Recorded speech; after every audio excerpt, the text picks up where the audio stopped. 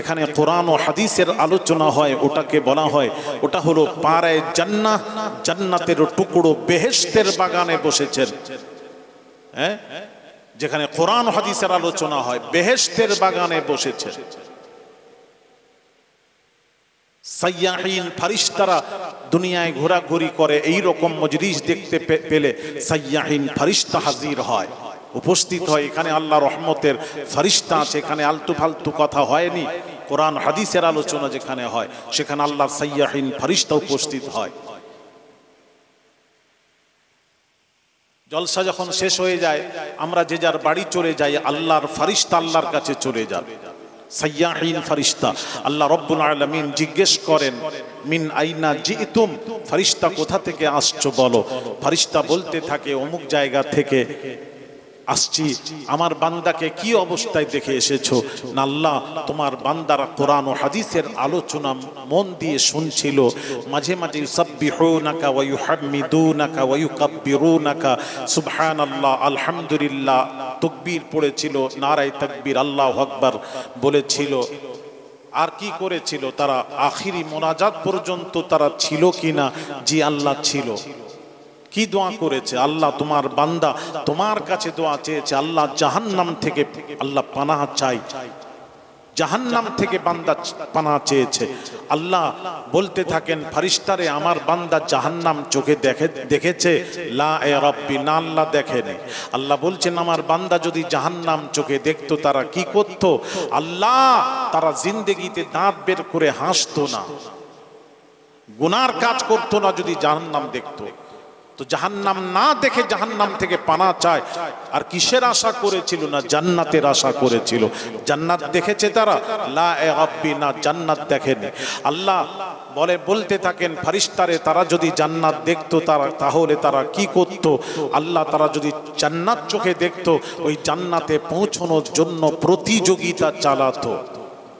তো আল্লাহ পাক বলতে থাকেন ফারিস্তারে, তোরা সাক্ষী থাক, আমি আল্লাহ ওই মজলিসের বান্দা বান্দিদের, বান্দিরা আখিরি মোনাজাত করেছিল। আর অনেকেই আসতে পারে না, তবে ঘরে বসে দূর থেকে তারাও শেষ মোনাজাতে হাত তুলে আমিন আমিন করেছিল। আল্লাহ বলতে থাকেন ফারিস্তা সাক্ষী থাক, আমি আল্লাহ ওই সব বান্দা বান্দিদের গুনাহ খাতা ক্ষমা করে দিলাম। জোরে বলেন না সুবহানাল্লাহ। এইসব মজলিসকে, যেখানে কোরআন হাদিসের আলোচনা হয়, সেই মজলিসকে আপনি বলছেন জলসা দিয়ে কি হবে?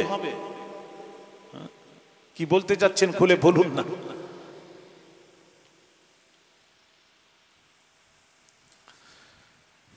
ভয় করুন বাবা, ভয় করো, আল্লাহকে ভয় করেন, ভয় করেন, মরতে হবে, মৃত্যুর স্বাদ গ্রহণ করতে হবে। আল্লাহ পাক কোরআন পাকে ঘোষণা করেন কুল্লু নাফসিন যায়িকাতুল মউত, প্রত্যেক জানদারকে মৃত্যুর স্বাদ একদিন না একদিন গ্রহণ করতেই হবে। কোরআনের ফয়সালা, এখানে কোনো দ্বিমত নেই কথার উপর। সকলকে, যার প্রাণ আছে তাকে মৃত্যুর স্বাদ গ্রহণ করতেই হবে।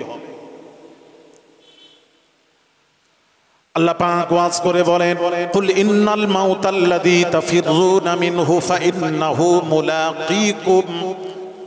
আল্লাহ পাক বলেন মানুষের জন্মের পর থেকে মৃত্যু তাকে ধরার জন্য দৌড়চ্ছে। আমাদের সকলের কাছে মৃত্যু রয়েছে বাবা। জানি না এটা জীবনের, আমার ওয়াজ করাটা জীবনের শেষ ওয়াজ হতে পারে, আপনাদের শোনাটাও জীবনের শেষ শোনা হতে পারে। এখান থেকে বাড়ি যাওয়ার গ্যারান্টি কাদের কাছে আছে? হাত তোলে, তোলো বাবা, একটা তোলেন। হ্যাঁ তোলেন। ও হাত তুলে এরকম করছে, নেই? আচ্ছা তাই বলেন। আমরা বাড়ি যাব, বাড়িও যেতে হবে না। এখানে যে আমি যতক্ষণ বসবো আপনারা বসে থাকতে পারবেন এরও গ্যারান্টি দিতে পারবো না। জানি না যদি মৃত্যু লেখা থাকে, আজরাইল তো আমাদের কাছে আছে, হুকুম হবে সাথে সাথে রূহ কবজ হয়ে যাবে বাবা। তো মৃত্যু আমাদের সাথে সাথে আছে, এখান থেকে বাড়ি যাওয়ার গ্যারান্টি নেই। তাহলে মৃত্যু যখন আছে, মৃত্যু ধরছে না কেন? প্রশ্ন। আসুন এই প্রশ্নের উত্তর কোরআন থেকে নিয়ে নি। আল্লাহ পাক কোরআন পাকে ইরশাদ করেন, ইদা জাআ আজালুহুম লা ইস্তাখিরুনা সাআতাও ওয়ালা ইস্তাকদিমুন। সময় না হওয়া পর্যন্ত মৃত্যু আপনাকে আমাকে ধরতে পারে না, পারে না, পারে না, পারে না। শাজারাতুল মুনতাহা বলে একটি গাছ আছে, যত রূহ তত পাতা। মানুষের মৃত্যুর 40 দিন পূর্বে পাতাটি ঝরে আজরাইল মালাকুল মউতের হাতে পড়ে, তাতে তার নাম, ঠিকানা, অ্যাড্রেস, সময়টাও লেখা থাকে। ওই সময় মতো আজরাইল মালাকুল মউত আপনার আমার কাছে যেদিন হাজির হয়ে যাবে, সেদিন পৃথিবীর কোনো শক্তি, কোনো পাওয়ার যদি বলে আজরাইল রে একটু সময় দে, সময় দে, সময় দেওয়া হবে, একটু কথা বলেন না, সময় দেওয়া হবে কিনা? আসুন কোরআনকে জিজ্ঞেস করি, কোরআন থেকে উত্তরটা নিয়ে নি। আল্লাহ পাক ইরশাদ করেন, ইযা জাআ আজালুহুম লা ইস্তাখিরুনা সাআতাও ওয়ালা ইস্তাকদিমুন। ইন্না আজালাল্লাহি ইযা জাআ লা ইউআখার। কোরআন বলছে ইন্না আজালাল্লাহি ইযা জাআ লা ইউআখার। নির্দিষ্ট সময় মৃত্যু লেখা আছে, সেই সময় মৃত্যু আপনার আমার কাছে যে সময় হাজির হবে, তখন যদি বলেন শ্বাস নিয়েছি, শ্বাস ছাড়ার মতো সময় দে, আল্লাহর কসম ওইটুকু সময় দেওয়া হবে না। আজরাইল এসে পৌঁছে গেছে, আপনি যদি বলেন আজরাইল আমার কিছু কাজ পেন্ডিং আছে, একটু সময় দে, বলুন আজরাইল সময় দেবে তো? একটু হা না বলেন না, দেবে না। শ্বাস নিয়েছেন, শ্বাস ছাড়ার মতো সময় দেওয়া হবে না। এটা আল্লাহর আইন, কোরআনের আইন। এবার একটু জিজ্ঞেস করবো আপনাদের কাছে, একটা কথা জানবো। মোরারি শাহ লেখা আছে 1900তম জলসা বার্ষিকী। ওরে বাপরে, 19 বছর জলসা চালাচ্ছেন।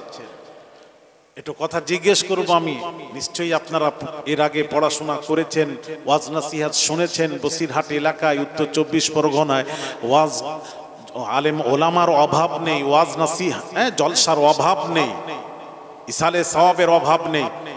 তাহলে আমাকে একটু বলবেন, আল্লাহ যে কোরআনে বললেন ইন্না আজালাল্লাহি ইযা জাআ লা ইউআখার, নির্দিষ্ট সময় মৃত্যু এসে যখন হাজির হবে, তখন শ্বাস নিয়েছেন, শ্বাস ছাড়ার মতো সময় দেওয়া হবে না। এটা আল্লাহর আইন। এই আইনটা কোরআনের আইন।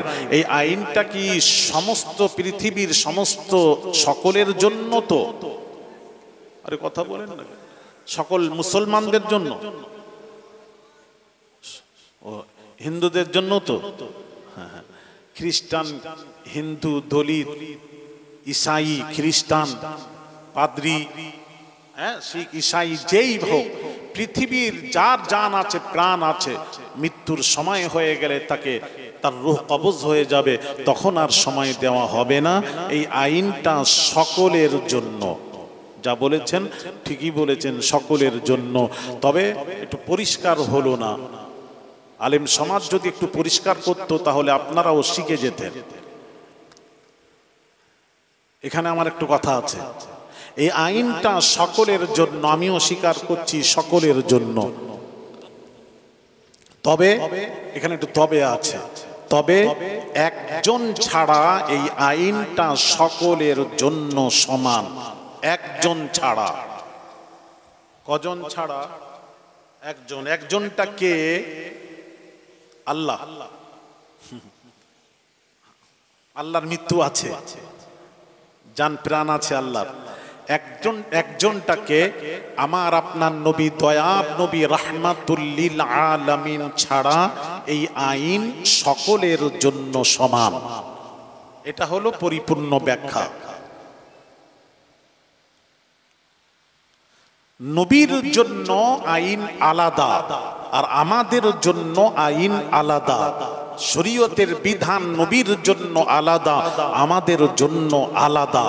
এক করবেন না। আমাদের মৌলবীরা, এখানকার মুফতিরা, এই এলাকার, বসিরহাট এলাকার, আমি নিজে শুনেছি, মুফতি বলেছেন আল্লাহর আইন হবে সকলের জন্য, সে নবী হোক, রাসূল হোক, সকলের জন্য। তাহলে আমাকে আজকে বুঝিয়ে যেতে হবে মৌলবীদেরকে। আমি একটু বুঝতে চাই, আমি আপনাদের ভালো করে শ্রবণ করবেন। এই আইনটা সকলের জন্য, তবে নবী ছাড়া সকলের জন্য। যখন হিসেব করবেন নবীকে বাদ দিয়ে হিসেব করবেন, তাহলে আর দ্বন্দ্ব থাকে না পৃথিবীতে। আর মৌলবীরা কি করেছে, রসুলকেও জুড়িয়ে দিয়ে বলছে এই আইন নবীর জন্য রসুলের জন্য একই। আস্তাগফিরুল্লাহ আল আযীম। আমি একটু বোঝাবো, কোরআন হাদিস দিয়ে আপনাদেরকে ইনশাআল্লাহ বোঝানোর চেষ্টা করব। আল্লাহ রব্বুল আলামিন যখন হিসেব করেন, আল্লাহ নিজে নবীকে বাদ দিয়ে হিসেব করেন। যেমন আমি একটু আপনাদেরকে কোরআন দিয়ে বোঝাবো। যেমন আল্লাহ পাক বলছেন, বিসমিল্লাহির রহমানির রহিম, ইন্নাল্লাহা বিন-নাসি লারাউফুর রহিম। আল্লাহ পাক বলছেন ইন্নাল্লাহা বিন-নাসি লারাউফুর রহিম। বান্দারে, আমি আল্লাহ হলাম রউফ, আমি আল্লাহ হলাম রহিম। বান্দাদের মধ্যে কেউ রউফ রহিম হতে পারে না, কেউ হতে পারে না। বান্দাদের মধ্যে কেউ রউফ রহিম হতে পারে না। বান্দারা হবে আব্দুর রউফ। এই জন্য কোনো বান্দাকে রউফ রউফ বলে ডাকবেন না, রউফ আল্লাহ। বান্দা হলে আব্দুর রউফ, মানে হচ্ছে মানে বান্দা, আল্লাহরই বান্দা, রউফের বান্দা। বান্দা কখনো রহিম হতে পারে না, বান্দা হবে আব্দুর রহিম। এই জন্য কাউকে রহিম রহিম বলে ডাকবেন না। রহিম হলো আল্লাহ, বান্দা হলে আব্দুর রহিম। বান্দা কখনো সাত্তার হতে পারে না, পারে না, পারে না। সাত্তার আমার আল্লাহ, বান্দা হলে আব্দুস সাত্তার। আব মানে বান্দা, সাত্তারের বান্দা মানে আল্লাহর বান্দা। গফফার আল্লাহ, বান্দা গফফার হতে পারে না, বান্দা হলে আব্দুল গফফার। জব্বার আল্লাহ, বান্দা হলে আব্দুল জব্বার। ভালো করে বুঝবেন এগুলি। বান্দারা কখনো রউফ হতে পারে না, বান্দা কখনো রহিম হতে পারে না, এটা মাথায় রাখবেন।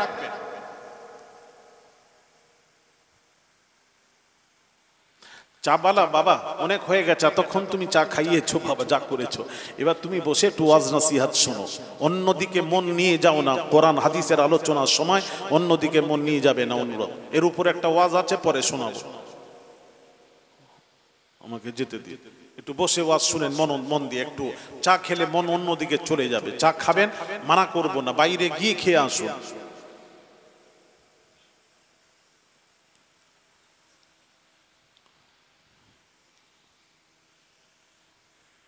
কেননা ভাইরা আমার, বাবাজিরা, যাক ওদিকে পরে যাব, পরে আমি এর ব্যাখ্যা করে দেব ইনশাআল্লাহ। আমি যেখানে যাচ্ছি, যে লাইনে, একটু যেতে দিন। তাহলে বান্দা কখনো রউফ হতে পারে না, বান্দা কখনো রহিম হতে পারে না, এটা মাথায় রাখবেন। রউফ রহিম আল্লাহ, আর বান্দা হবে আব্দুর রউফ আব্দুর রহিম। তবে আল্লাহ পাক বলছেন বান্দাদের মধ্যে কেউ রউফ রহিম হতে পারে না, কেউ, কিন্তু এক বান্দাদের মধ্যে একজন ছাড়া। আল্লাহ নিজে হিসেব করছেন একজন ছাড়া। ওই একজনকে তোরা সাথে নিবি না, একজন ছাড়া। আল্লাহ কে? সেটা কে? আল্লাহ বলছেন ওটা হলো আমার রসুল। আমার রসুলই মাত্র রউফ আর রহিম। দলিল কোরআনে, বিসমিল্লাহির রহমানির রহিম, লাকাদ জাআকুম রাসূলুম মিন আনফুসিকুম আজিজুন আলাইহি মা আনিতুম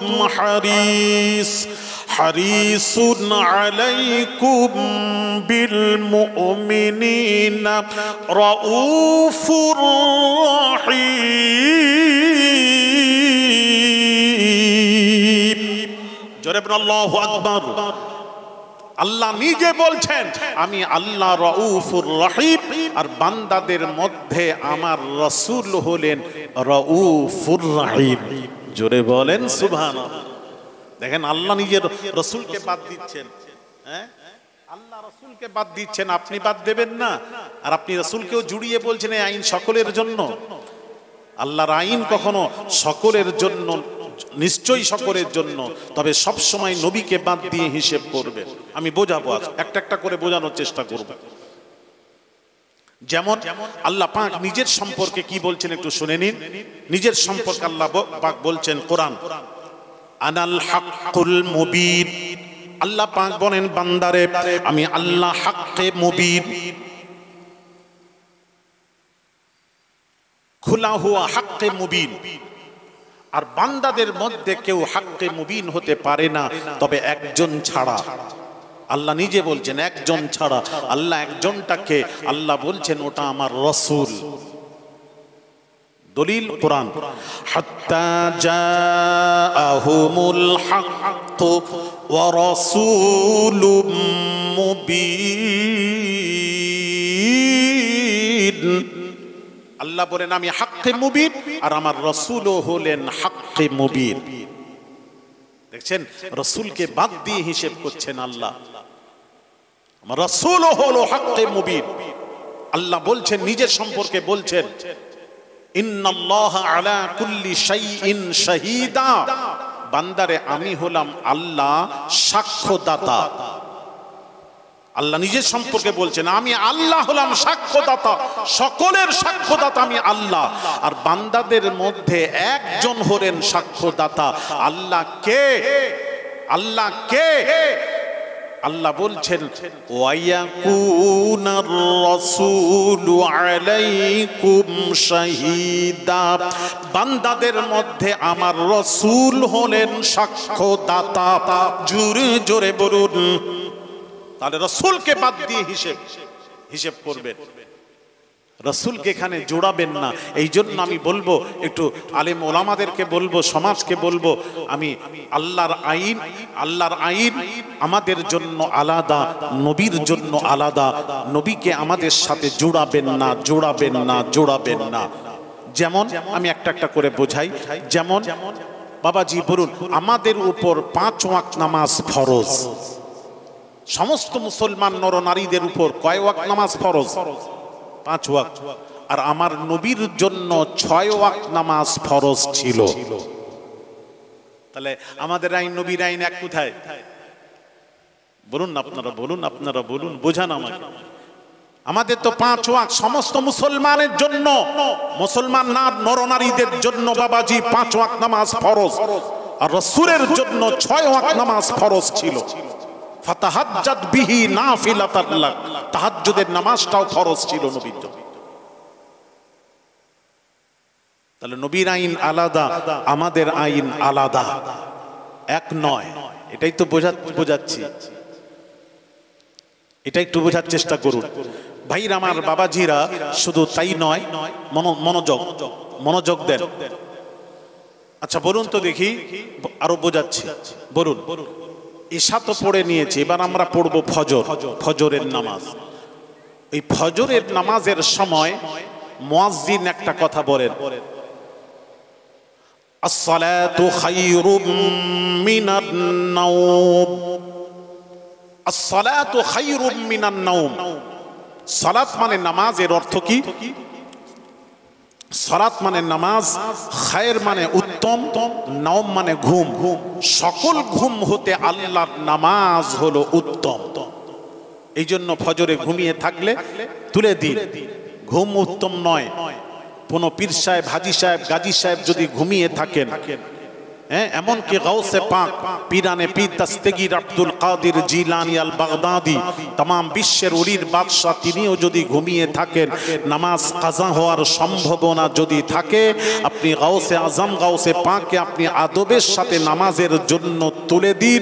তার কারণ শরীয়তের বিধান হলো সকল ঘুম হতে আল্লাহর নামাজ উত্তম, অর্থাৎ গাউসে পাকের ঘুম হতে আল্লাহর নামাজ উত্তম। এই জন্য গাউসে পাককে আপনি নামাজের জন্য আদবের সাথে তুলে দিন। তবে তুলবেন বেয়াদবি যেন না হয়, আদবের সাথে তুলবেন। এখানে একটু কথা বলবো, আদবের সাথে। তবে আমি বাবাজি এলাকাবাসী আমি দুটো কথা বলে যাচ্ছি, দুটো জিনিস থেকে তোমরা পরহেজ করবে বাবা, মা বোনেরা দুটি কাজ থেকে বাঁচার চেষ্টা করবে। একটা হলো নবীর সাথে জীবনে যে নবীর উপর আমরা ঈমান এনেছি সেই নবীর সাথে জীবনে কখনো বেয়াদবি করবেন না।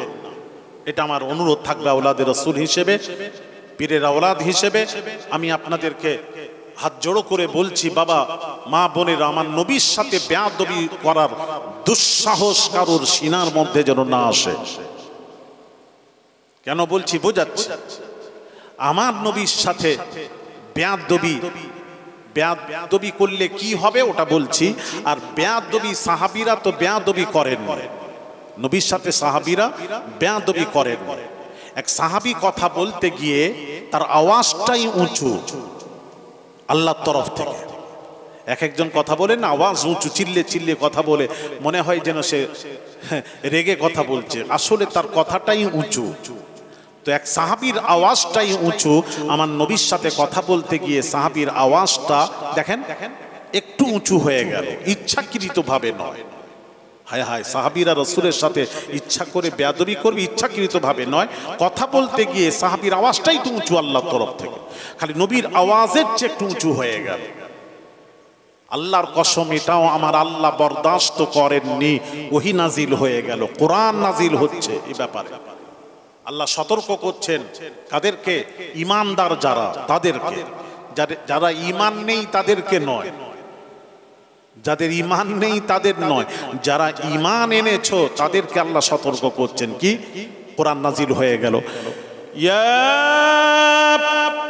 আইয়ুহাল্লাযীনা আমানু লা, হে বিশ্বাসীরা, লা তারফাউ আসওয়াতাকুম ফাওকা সাওতিন নবী।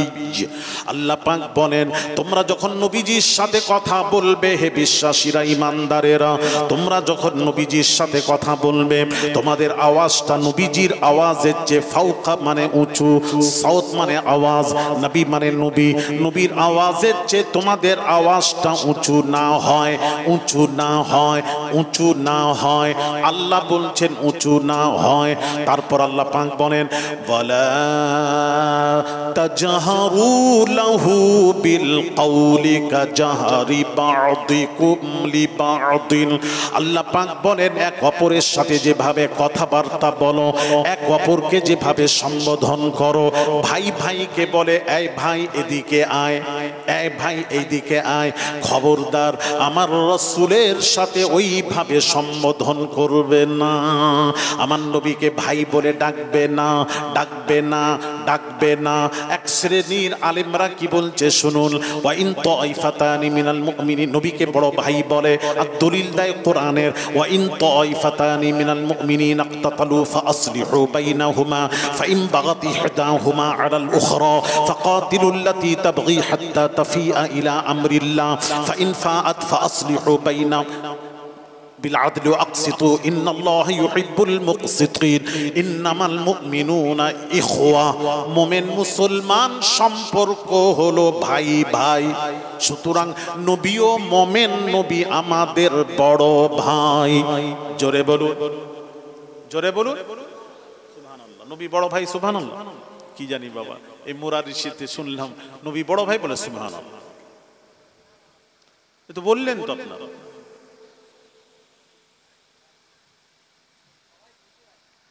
সবাই বুঝতে পারেন? ঠিক, আমার মনে হয় না বুঝেই বলে ফেলেছেন বোধহয়, তাই বলেন। মুসলমান মুসলমান ভাই ভাই, তো মুসলমান মুসলমান ভাই যদি হয় তাহলে নবী মুমিন হিসেবে কেন বড় ভাই হবে না? তাহলে এটাই যদি হয় তোমার, এটাই তোমার যদি কথা হয়, তাহলে আমারও কথা আছে কিছু। তাহলে মুমিন হিসেবে রাসূল যদি বড় ভাই হয়, তাহলে বাপও তো মুমিন। তাহলে ছেলেরা বাপকে মুমিন হিসেবে যদি বড় ভাই বলে, তাহলে এখানেও তো অসুবিধা না থাকার কথা। তাহলে বাপ যদি বড় ভাই হয়, বাপের স্ত্রী কি হবে? আর কথাও বলেন ভাবি, হ্যাঁ বড় ভাবি। তাহলে মাকে বলবেন ভাবি, বড় ভাবি। যখনই খেপে যাবে বলবেন মুমিন হিসেবে বলেছি। আব্বাকে বলবেন বড় ভাই, আব্বা রেগে গেলে বলবে, আব্বাকে বড় ভাই বললে আব্বা কিছু বলবেন না তো? যদি কোনো সন্তান বাপকে বড় ভাই বলে, মাকে বড় ভাবি বলে, বাপ মা কিছু বলবে না তো? সন্তানকে উপহার দেবে না তো? কি উপহার দেবে? ময়াকার রোমার, বাবারে এই উপহার পাবে বাবা। তাহলে মুমিন হিসেবে সবকে বড় ভাই বলে দেবেন। আর রাসূল মুমিনকে বলল, রাসূল তো মুমিনই নয়, ব্যাখ্যা ভুল করছেন। রাসূল তো ঈমান, রাসূল মুমিন নয়। রাসূলকে যে ভালোবাসলো সে হলো মুমিন। রাসূল মুমিন নয়, নবী তো স্বয়ং ঈমান। তার উপর ঈমান আনতে হয়। বুঝার ব্যাখ্যা বুঝার চেষ্টা করুন। নবী মুমিন নয়, আসলেই তো নবী ঈমান।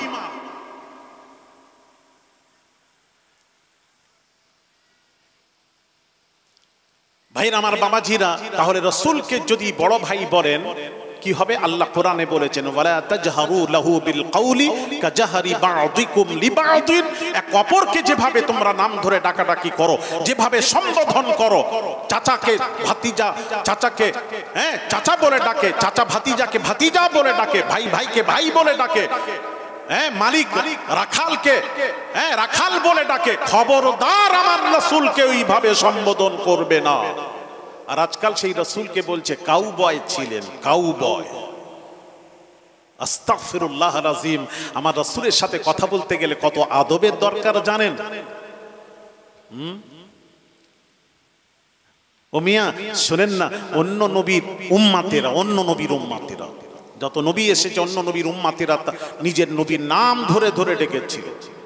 আল্লাহ একবারও নিষেধ করেন। মুসার উম্মাতেরা মুসার নাম ধরে ডেকেছিল, ইয়া মুসা। ঈসার কওমেরা ঈসা নবীকে নাম ধরে ডেকেছিল, ইয়া ঈসা। আল্লাহ কিছু বলেন। যখন উম্মাতে মুহাম্মাদিরা আমার আপনার নবী, দয়ার নবীর নাম ধরে ডাকতে আরম্ভ করলো, ইয়া মুহাম্মদ, যেই বলা শুরু করলো, সাথে সাথে ওহী নাজিল হচ্ছে, কোরআন। অন্য নবীর ব্যাপারে কোনো কথা আল্লাহ বললেন না। যেই আমাদের নবী সম্পর্কে যেই ইয়া মুহাম্মদ, ইয়া মুহাম্মদ যেই ডাকতে আরম্ভ করেছেন, সাথে সাথে কোরআন নাজিল হচ্ছে, ইয়া লা তাজআলু দুআ আর-রাসূলি বাইনাকুম কাদুআই বা'দিকুম বা'দা। জোরে বলুন আল্লাহু আকবার। কোরআন নাজিল হচ্ছে, লা তাজআলু দুআ আর-রাসূলি বাইনাকুম কাদুআই বা'দিকুম বা'দা। এক অপরকে যেভাবে তোমরা নাম ধরে ডাকাডাকি করো, আমার রাসূলের নাম ধরে ডাকবে না। তার কারণ আমি আল্লাহ 30 পারা কোরআনে কোথাও নবীর নাম ধরে ডাকিনি। আমি আল্লাহ ডাকিনি, স্রষ্টা হয়। তোদের ক্ষমতা কি করে, তোদের পাওয়ার হলো আমার রাসূলের নাম ধরে ডাকছিস, আমার নবীর নাম ধরে ডাকা যাবে না। আমি ডাকিনি, তোরা ডাকবি কেন?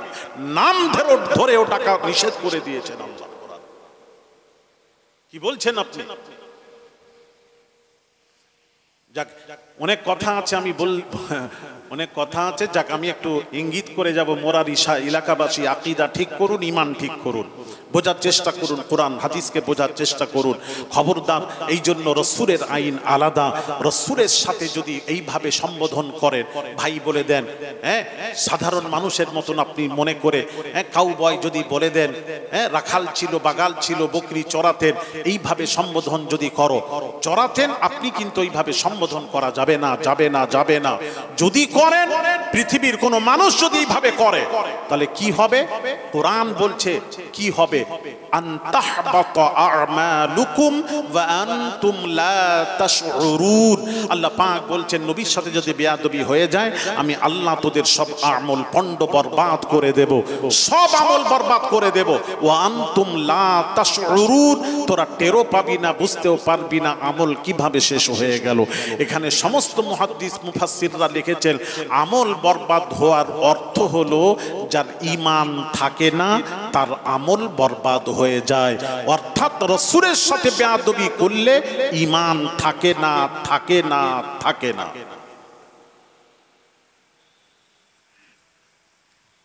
রসুলের সাথে বেয়াদবি করলে ঈমান থাকবে না। যদি ঈমান না থাকলে আপনি জান্নাতে যাবেন কি করে? আপনাকে জান্নাতে আপনার নামাজ, রোজা, হজ, যাকাত, আমল আপনাকে জান্নাতে নিয়ে যেতে পারে না, পারে না, পারে না, পারবেও না। এটা মাথায় রাখবেন। আমার ওয়াজ শুনুন ভালো করে, রেকর্ডিং করুন মোবাইলে, বার্তা পৌঁছে দিন ইনশাআল্লাহুল আজিজ। ভাইরা আমার ভালো করে কান খাড়া করে শোনো মা বোনেরা, আপনার আমল আপনাকে জান্নাতে পৌঁছতে পারবে না, পারবে না, পারবে না, পারবে না। নামাজ আপনাকে জান্নাতে পৌঁছতে পারবে না, রোজা আপনাকে জান্নাতে পৌঁছতে পারবে না, হজ জান্নাতে পৌঁছতে পারবে না, যাকাত জান্নাতে পৌঁছতে পারবে না, পারবে না, পারবে না। জান্নাতে পৌঁছবে কি? কি? আপনার আমার ঈমান, ঈমান, ঈমান। ঈমান যদি না থাকে জান্নাতে যাবেন কি করে বলুন না আমাকে, বলুন। ঈমান যদি না থাকে, কেউ থাকলে বলুন না আমাকে, আমি সংশোধন করব, অসুবিধা নেই। আমারও তো অনেক জানা কিছুই জানা নেই, আপনারা ধরিয়ে দেবেন, জানা হয়ে যাবে। লক্ষ লক্ষ মানুষকে বোঝাতে হয়। ঈমান ছাড়া আমল আপনাকে জান্নাতে নিয়ে যাবে। আপনি একটু থাকলে, দলিল থাকলে বলুন না। হ্যাঁ, অনেকে আবার দেখি, অনেক বক্তাকে দেখি। আমি সেদিন মেটিয়া বুরুজে জলসায় গেছি, বাবাজি আমার পূর্বের এক বক্তা উঠেই খালি বলছে নামাজ পড়ো, রোজা রাখো। আরে নামাজ পড়ো ঠিক আছে, 1000 বার বলতে হবে নামাজ পড়ো, নামাজ ফরজে আইন, পড়তেই হবে। নামাজ মাপ নেই, রোজা মাপ নেই, পড়তেই হবে। কিন্তু একটা শব্দ বলে ফেললেন, ওটার উপর আমার ইশকাল। উনি বললেন নামাজ রোজা তোমাকে জান্নাতে নিয়ে যাবে। এটার উপর আমার প্রশ্ন। নামাজ পড়ার কথা সবাই বলবে, আমরাও বলবো, সবাই বলবে, বলুন, অসুবিধা নেই। কিন্তু ওর সাথে এটা অ্যাড করছেন কেন? নামাজ রোজাই তোমাকে জান্নাতে নিয়ে যাবে। এই কথাটা আসলে সঠিক নয়, সঠিক নয়, সঠিক নয়। নামাজ রোজা আপনাকে জান্নাতে নিয়ে যেতে পারে না, পারে না, পারবেও না। আপনাকে আমাকে জান্নাতে নিয়ে যেতে পারে না। যদি বলেন নিয়ে যাবে, তাহলে আমার কিছু প্রশ্ন আছে। আসুন হাদিস শরীফ বলবো, হাদিস থেকে জেনে নেব, হাদিস যেটা বলবে মেনে নেব। কারা কারা মানবেন না হাত তোলেন তো। হাদিস বলবো, মানবেন না কারা হাত তোলেন। সহি হাদিস বলবো, মানবেন না? আরে কথা বলেন না, মানবেন তো? চলেন হাদিসই বলি। বুখারী শরীফের হাদিস খুলুন। জিল খায়সারা বিন তামিমি, আমার দিকে লক্ষ্য করুন, ওয়াজ শুনুন। বুখারীর হাদিস। নামাজ পড়ছেন, এত নামাজ পড়েন, এত নামাজ পড়েন, সব সময় তাকে দেখা যায় নামাজই পড়ছে, ওযু করছে অথবা নামাজ পড়ছে। এমন সময় নবীজি গনিমতের মাল বন্টন করছিলেন। জিল খায়সারা বিন তামিমি ডাইরেক্ট রাসূল পাক সাল্লাল্লাহু আলাইহি সাল্লামের কাছে এসে বলছেন, এই মুহাম্মদ সাল্লাল্লাহু আলাইহি সাল্লাম, আপনি বন্টনটা ঠিকভাবে করুন। কারণ রাসূল বন্টন করছিলেন কেমন করে জানেন? কাউকে একটা, কাউকে দুটো, এখানে তিনটা, কাউকে দিচ্ছেন না, এইভাবে বন্টন করছেন। স্বাভাবিক এইভাবে বন্টন করলে উনি দেখেছেন নামাজি, দেখলেন রাসূলের বন্টনটা ঠিক হচ্ছে না। রাসূল একটা দেবেন, সকলকে একটা দেবেন। আজকে আপনাদের তাবাররুক হয়েছে। কি গো বাবা, তাবাররুক হয়েছে? এখানে কখন দেওয়া হবে? বসিয়ে খাওয়াবেন না প্যাকেট? ও বসিয়ে খাওয়াবে? ও আচ্ছা আচ্ছা। ও তাহলে আপনারা সব তাবার বিরিয়ানির শ্রোতা সব। ও আচ্ছা আচ্ছা আচ্ছা, তাহলে বিরিয়ানি খেতে এসেছেন, ওয়াজ শুনতে আসেন, তাই তো নাকি? আচ্ছা, ভয় খেয়ে গেলাম।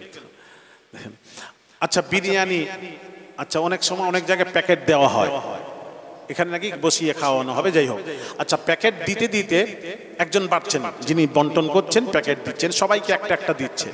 দিতে দিতে কাউকে যদি দুটো দেন, কাউকে তিনটা দেন, কাউকে যদি একদম না দেন, কোনো প্রশ্ন করবেন না তো?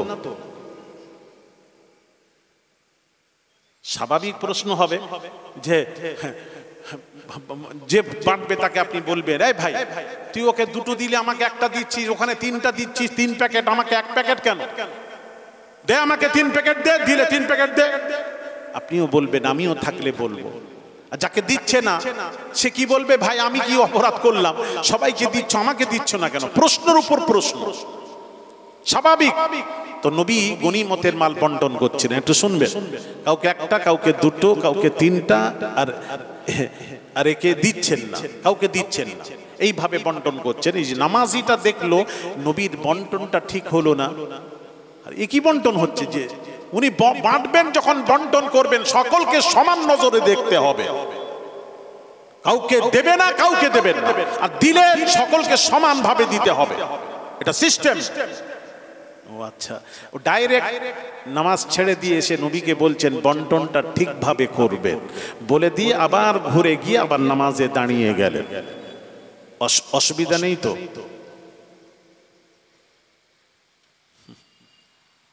আবার গিয়ে দাঁড়িয়ে গেলেন, আল্লাহু আকবার, বাবারে নামাজ বুঝেছে। এখানে একটু বোঝাই, সে যে এসে বলল বন্টনটা ঠিক হয়নি, হ্যাঁ রসুলের বন্টন, এই জন্য তো আমি বলি রসুল আর আমাদেরকে জুড়াবেন না, নবীর সবটাই আলাদা। নবীর কে ভুল ধরবে? পৃথিবীতে কে আছে রসুলের ভুল ধরবে? রসুল যাকে বন্টন করছেন, কাউকে একটা, কাউকে দুটো দিচ্ছেন, কাউকে তিনটা দিচ্ছেন, পৃথিবীর কেউ বলার ক্ষমতা নেই রসুলকে বলে দেয় যেটা ঠিক হচ্ছে না বন্টনটা, কে বলবে? কারণ নবী যখন বন্টন করেন, ভালো করে লক্ষ্য করবেন, আমার দিকে লক্ষ্য করুন, ওয়াজ বোঝার জন্য বলছি। রসুল যখন বন্টন করেন, বন্টনের সময় নবী নবুয়তের দূরবীন দিয়ে দেখে নিতেন ওই লোকটির একটা প্রয়োজন, নবুয়তের দূরবীন দিয়ে দেখতেন যার একটি প্রয়োজন, তাকে একটাই দিতেন। নবুয়তের দূরবীন দিয়ে দেখছেন ওই লোক, ওই ছেলেটি দুইটি প্রয়োজন, রসুল তাকে দুইটি দিচ্ছেন। নবুয়তের দূরবীন দিয়ে দেখছেন ইনার তিনটি প্রয়োজন, তাকে তিনটি দিচ্ছেন। নবুয়তের দূরবীন দিয়ে দেখছেন ইনার দরকার নেই, প্রয়োজন নেই, যার প্রয়োজন নেই তাকে নবী দিচ্ছেন না। এটাই হলো নবীর বন্টন। জোরে বলবেন না? এটাই হলো নবীর বন্টন। সুতরাং সেই নবী বন্টন করছেন, উনি তো দেখে বন্টন করেন। তোদের মতন কানা, আমাদের মতো কানা নবী, আস্তাগফিরুল্লাহ আযীম। এই জন্য নবী বলেছেন ইন্নী আরা মা লা তারাউনা, আমি যা দেখি তোমরা তা দেখো না, আমি যা দেখি তোমরা তা দেখো না, আমি যা শুনি তো আসমাউ মা লা তাসমাউন, আমি যা শুনি তোমরা তা শোনো না। তার রাসূলের দেখা আমাদের দেখা বরাবর নয়, নবী তো তার পুরোটা দেখে নিতেন, ভেতরে ঢুকে দেখে নিতেন, যার যেমন প্রয়োজন সেইভাবে তাকে দিতেন, যার যেমন প্রয়োজন সেই রকম তার প্রশ্নের তাকে প্রশ্ন করতেন, প্রশ্নের উত্তর দিতেন। তার নবীর ভুল ধরা যাবে না। এবার সে নবীর ভুল ধরে, আর নবী তো ইনসাফ শিখালেন, আমাদেরকে সবকিছু শিখালেন কে? নবীজি শিখিয়েছেন। আর সেই নবীর ভুল ধরে আবার পেছনে গিয়ে নবীকে পেছন করে গিয়ে আবার নামাজে মুসাল্লায় গিয়ে আল্লাহু, বাবারে হেভি নামাজ, নবীর সাথে বেয়াদবি করলো। যেই বেয়াদবি করলো ওখানে প্রেজেন্ট কে ছিল জানেন? হযরত ফারুক আযম রাদিয়াল্লাহু তাআলা আনহু, উমর ফারুক রাদিয়াল্লাহু তাআলা আনহু প্রেজেন্ট ছিলেন। এই দৃশ্য দেখে উমর আর থাকতে পারলেন না, তরবারি বের করেছেন, বলছেন ইয়া রাসূলুল্লাহ আপনি প্রেজেন্ট, আপনার অনুমতি ছাড়া তো আমি কাজ করতে পারবো না, আপনি খালি অনুমতি দিন, মুরতাদকে হত্যা করব। ওই মুরতাদ যে রাসূলের সাথে বেয়াদবি করে সে মুরতাদ। মুরতাদ মানে বেঈমান, কাফের। ও কাফের, তাহলে এত নামাজ রোজা, ওর নামাজ কোথায় গেল, ওর রোজা কোথায় গেল? হযরত উমর বলছেন ওই মুরতাদকে আমি হত্যা করব, ইয়া রাসূলুল্লাহ অনুমতি দিন, আপনার সাথে বেয়াদবি করেছে, ওকে আর লাগবো না, হত্যা করব। নবীজি বলছেন উমর শান্ত হও, আমি দেখতে পাচ্ছি ওকে হত্যা করো না, হই হই মেচে যাবে। আমি দেখতে পাচ্ছি ওর বংশের একটা গ্রুপ হবে, তৈরি হবে, ওর বংশের একদল বের হবে। নবীর হাদিসটা শুনুন, ইয়াহকিরু আহাদুকুম সালাতাহু মা'a সালাতিহিম সিয়ামাহু মা'a সিয়ামিহিম। নবী বলছেন তাদের রোজা দেখে তোমরা তোমাদের রোজাকে তুচ্ছ মনে করবে, হ্যাঁ সারা বছর 5 দিন ছাড়া রোজা রেখেই যাবে। আর তাদের নামাজ দেখে তোমরা তোমাদের, সাহাবীকে বলছেন তোমরা তোমাদের নামাজকে তুচ্ছ মনে করবে, হাই মনে করবে, কিছুই নেই তার সামনে। কিন্তু নবী বললেন, বলে দিয়ে বলছেন, মানে আমলের দিক দিয়ে ওরা তোমাদের থেকে বেশি হবে, আমলের দিক দিয়ে বলে দিয়ে বলছেন, নামাজ রোজার দিক দিয়ে বলে দিয়ে বলছেন ইয়ামরুকুনা মিনাদ দীনি কামা ইয়ামরুকুস সাহমু মিনার রামিয়া, রাওয়াহুল বুখারী। রসুল বলছেন শিকারীর হাত থেকে যেমন তীর বের হয়ে যায়, ওই তীর যেমন আর ফিরে আসে না, এরাও দিন থেকে বেরিয়ে যাবে আর দিনে ফিরে আসবে না। রসুল যদি বলে দেন দিন থেকে বেরিয়ে গেছে, তার নামাজ রোজা হজ যাকাত আমল কি হলো? সব বরবাদ। তাহলে আমি বোঝাতে চাচ্ছিলাম, তাহলে নামাজ রোজা আপনাকে জান্নাতে নিয়ে যাবেন যেতে পারবে না, আপনার ঈমান আপনাকে জান্নাতে নিয়ে যাবে, ঈমান যদি থাকে। আর ঈমানটা কি? মুস্তাফার মুহাব্বত, প্রেম, ভালোবাসা, আদবের নাম হলো ঈমান। অনুরোধ করছি ছেলেরা একটু মনোযোগ দিয়ে একটু বুঝো। হ্যাঁ, আর সামান্য সময় আমি থাকবো, 2 ঘন্টা বাবা, আমি আপনাদের কাছে একটু আলোচনা করব, মনোযোগ দিয়ে শুনবেন। এই জন্য রসুলের সাথে জীবনে কেউ মা বোনেরা বেয়াদবি করা দুঃসাহস সিনার মধ্যে যেন না আসে। রসুলের সাথে বেয়াদবি হলে ঈমান থাকে না, থাকে না, থাকে না। ইমাম আহমদ বিন হাম্বল বলছেন, রসুলের সাথে যদি কেউ বেয়াদবি করে, হ্যাঁ, তাকে তোমরা হত্যা করে দাও, তার উপর হত্যা ওয়াজিব। কথা বুঝতে পেরেছেন? রসুলের সাথে বেয়াদবি করবেন না, এই একটা করবেন না, এটার থেকে বাঁচার চেষ্টা করবেন। 2 নম্বর কথা বলেছিলাম যেটা, ওলিদের সাথে কখনো জীবনে দুশ্মনী করবেন না, ওলিদের সাথে বেয়াদবি করবেন না, ওলিদের সাথে শত্রুতা করবেন না। বুখারীর হাদিস, হাদিসে কুদসি, মান আদা লি ওয়ালিয়ান ফাকাদ আযানতুহু বিল হারব, রাওয়াহুল বুখারী। আল্লাহ পাক বলছেন, যারা ওলিদের সাথে দুশ্মনী পোষণ করলো, আমি আল্লাহ তার সাথে যুদ্ধের ঘোষণা দিলাম, যুদ্ধের ঘোষণা দিলাম। তাহলে আল্লাহর সাথে যুদ্ধ করে কারা কারা পারবেন? হাত তোলেন তো। পারবেন? তাহলে এই দুটো জিনিস থেকে আপনারা বাঁচার চেষ্টা করুন। ওলিদের সাথে কখনো শত্রুতা করবেন না, দুশ্মনী পোষণ করবেন না, বেয়াদবি করবেন না, নবীর সাথেও কখনো বেয়াদবি করবেন না। ব্যাস, যে কথা বলতে বলতে চলে এলাম সেখানে যাচ্ছি আবার। গৌস আজম পীরানে পীর দস্তগীর আব্দুল কাদের জিলানী আল বাগদাদি হুজুর যদি ঘুমিয়ে থাকেন, নামাজ কাজা হওয়ার সম্ভাবনা থাকে, গাউসে পাককে আপনি নামাজের জন্য আদবের সাথে তুলে দিন, বেয়াদবি না, আদবের সাথে তুলে দিন, আদবের সাথে তুলে দিন। তার কারণ গাউসে পাকের ঘুম উত্তম নয়, গাউসে পাকের ঘুম হতে আল্লাহর নামাজ হলো উত্তম। জোরে বলুন। ভাইরা আমার, বাবাজিরা, হযরত আবু বকর সিদ্দিক রাদিয়াল্লাহু তাআলা আনহু যদি ঘুমিয়ে থাকেন, নামাজ কাজা হওয়ার সম্ভাবনা থাকে, আপনি আবু বকর সিদ্দিক রাদিয়াল্লাহু তাআলা আনহুকে নামাজের জন্য আদবের সাথে তুলে দিন, তুলে দিন, তুলে দিন, তুলে দিন। আবু বকরের নামাজ, আবু বকরের নামাজ, ঘুম হতে আবু বকরের নামাজ হলো উত্তম, সকল ঘুম হতে নামাজ উত্তম। সুতরাং আবু বকরকে নামাজের জন্য আদবের সাথে তুলে দিন, তুলে দিন, তুলে দিন। কিন্তু বাবাজি, ও যুবকেরা, মোরারিশা এলাকাবাসী বাবা শুনুন, কিন্তু আমার আপনার নবী দয়ার নবী রাহমাতুল্লিল আলামিন যদি ঘুমিয়ে থাকেন, নামাজ কাজা হওয়ার সম্ভাবনা থাকে, এখন কি করবেন? এখন কি করবেন? এখন বাবাজি শরীফ, বাবাজি এখন করবেন কি? এখন হলো বাবাজি, সকল ঘুম হতে নামাজ উত্তম, সকল ঘুম হতে নামাজ উত্তম। আর রাসূলের কাছে যখন যাবে, ব্যাখ্যা চেঞ্জ হয়ে যাবে, এই ব্যাখ্যা করা যাবে না। সকল ঘুম হতে নামাজ উত্তম, এই ব্যাখ্যা করা যাবে না। রাসূলের কাছে ব্যাখ্যা হবে বাবাজি, রাসূলের ঘুম হতে নামাজ উত্তম বলবেন না, নবীজির নামাজ হতে নবীজির ঘুম হলো উত্তম।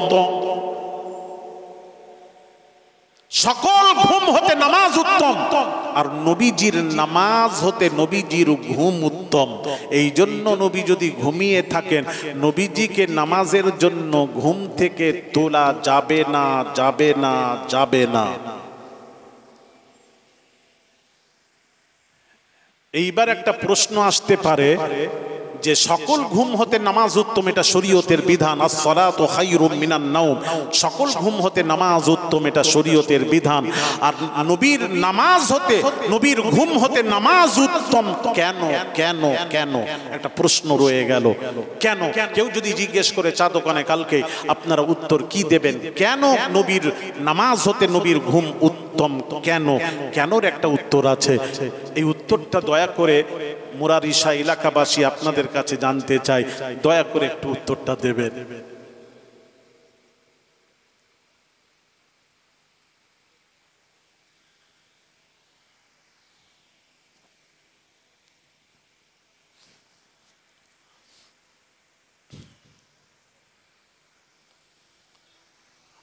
আরো সময় দেব, দিচ্ছি, অসুবিধা নেই,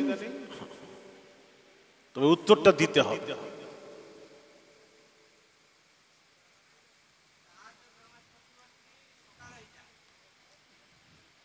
কি সকাল হয়? আমি বলছি ঘুম হচ্ছে নবী, কি বুঝতে পারি, নবী ঘুম হচ্ছেন। নামাজ কাজা হওয়ার সম্ভাবনাও থাকলে নবীকে তোলা যাবে না। কেন তোলা যাবে না প্রশ্ন, এই জন্য নবীর ঘুমটা নামাজ হতে উত্তম। এবার প্রশ্ন আসবে, নামাজ হতে নবীর ঘুম উত্তমটা কেন? তার তো একটা উত্তর আছে, কেন? এটাই আমার প্রশ্ন, কেন নবীর ঘুম উত্তম নামাজ হতে, এটার উত্তর।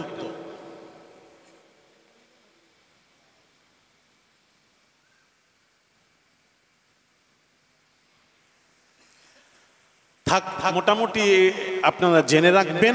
আবার আশেপাশে কোথাও এলে, হ্যাঁ, বা আগামী 6ই জ্যৈষ্ঠ আমার মেদিনীপুর, পশ্চিম মেদিনীপুর প্রপার টাউনে তাসাউফ জগতের উজ্জ্বল নক্ষত্র মারহুম মুজাহিদ ইসলাম পীরে কামেল শাহ সুফি সৈয়দ আহমদুল্লাহ পীর কিবলা নওয়ারাল্লাহু মারকাদা আব্বাজান আম্মাজানের সবরেশানি তথা আমার একটা প্রতিষ্ঠান চলে, মাদ্রাসা মাদানিয়া আহমদিয়া তাজবিদুল কোরআনের বাৎসরিক জলসা। তারিখ হলো আগামী 21শে মে, 6ই জ্যৈষ্ঠ রোজ বুধবার। 14,000 আল্লাহর ওলি শুয়ে আছেন মেদিনীপুর টাউনে, যেখানে শুয়ে আছেন হাজী মুস্তফা মাদানী রহমাতুল্লাহ আলাইহ। দাওয়াত দিয়ে গেলাম, ওখানে যাবেন। ওখানে একটা মাজার সংলগ্ন একটা কুয়া আছে। আল্লাহর ওলি বলেছিলেন এই পানি ওহি রহে যা, বলার সাথে সাথে পানি ওইভাবে রয়ে গেছে। মাটি থেকে 1.5 হাত নিচে পানির লেয়ার, গভীর হলো 10 ফুট, কিছু কম বেশি হবে। 500 বৎসর ধরে পানি তোলা হচ্ছে, ও পানি কমেও না, বর্ষাকালে বাড়েও না। কাইয়ুমুজ্জামান ফুরফুরা শরীফের মারহুম বড় হুজুর পীর কিবলা মুজাহিদ ইসলাম পীরে কামেল শাহ সুফি সৈয়দ আহমদুল্লাহ পীর কিবলা নওয়ারাল্লাহু মারকাদা হুজুর বলতেন, এই পানিতে শিফা আছে, নিয়ত করে পান করলে আল্লাহ বিমার ভালো করে দেন। বহু রোগী ভালো হয়েছে, আল্লাহ ভালো করেছেন। ওই কারামাতে আউলিয়া হাক্কুন, ওলিদের কারামাত সত্য, চামড়ার চোখে দেখার জন্য আগামী 6ই জ্যৈষ্ঠ রোজ বুধবার, সামনের বুধবারের পরের বুধবার সারা রাত্রি সালে সব দাওয়াত দিচ্ছি, যাবেন। ওখানে মনে করে দেবেন, উত্তরটা ওখানেই দেব যে সকল ঘুম হতে নামাজ উত্তম, আর নামাজ হতে নবীর ঘুম উত্তম কেন, এই কেনর উত্তরটা ওখানেই দেব, যাবেন।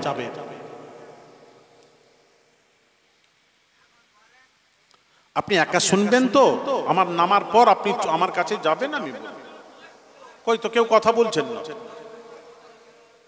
সবাই শুনবেন? হাত তোলেন, কারা কারা শুনবেন হাত তোলেন। আচ্ছা, তো আমার বক্তব্য 19তম জলসা হলো, এতদিন জানলেন না কেন, ওটার উত্তর দেবেন।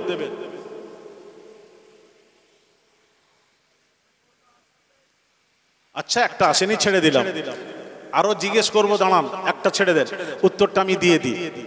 উত্তরটা নিচ্ছেন এই বাবাজি, সকল ঘুম হতে নামাজ উত্তম, আর নবীর নামাজ হতে নবীর ঘুম উত্তম কেন, কেন উত্তরটা শুনে নিন মা বোনেরা, ইনশাল্লাহ মাথায় রাখবেন, কোথাও মার খাবেন না, কেউ আপনাকে পথভ্রষ্ট গুমরা করতে পারবে না। রসুল বুঝুন, রসুল বুঝুন, রসুল বুঝুন।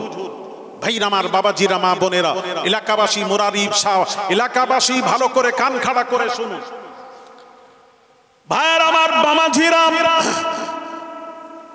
আমরাও ঘুমাই, নবী ঘুমান, তবে নবীর ঘুম আমাদের ঘুম এক নয়, এক নয়, এক নয়, পার্থক্য আছে। এই জন্য আমি বলেছি সব জিনিসে পার্থক্য আছে। না না, রেকর্ডিং রেকর্ডিং চুপ করে, পার্থক্য আছে।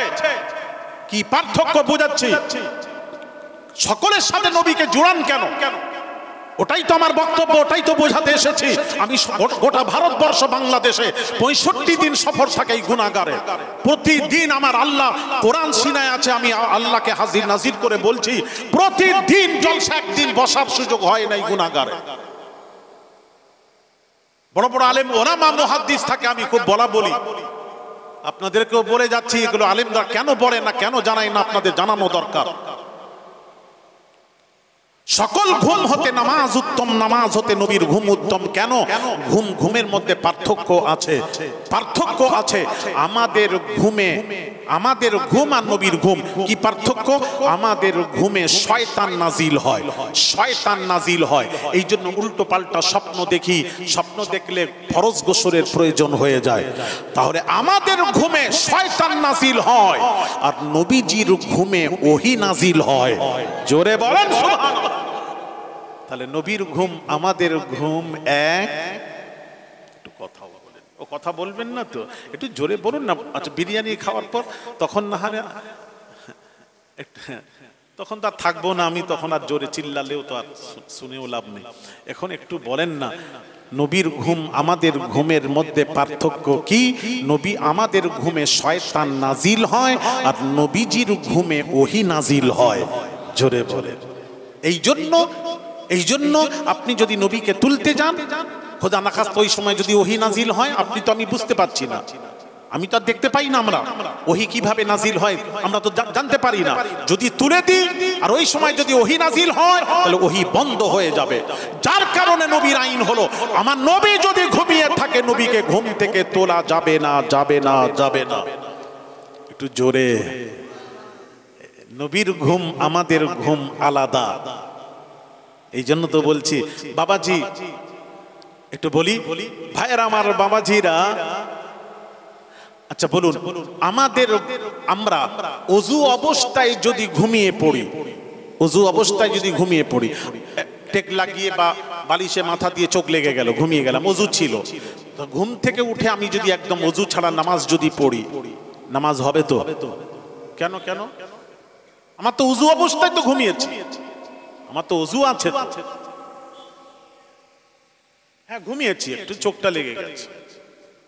তো ওযু অবস্থায় চোখ লেগে গেলে, ঘুমিয়ে গেলে ওযু থাকবে তো?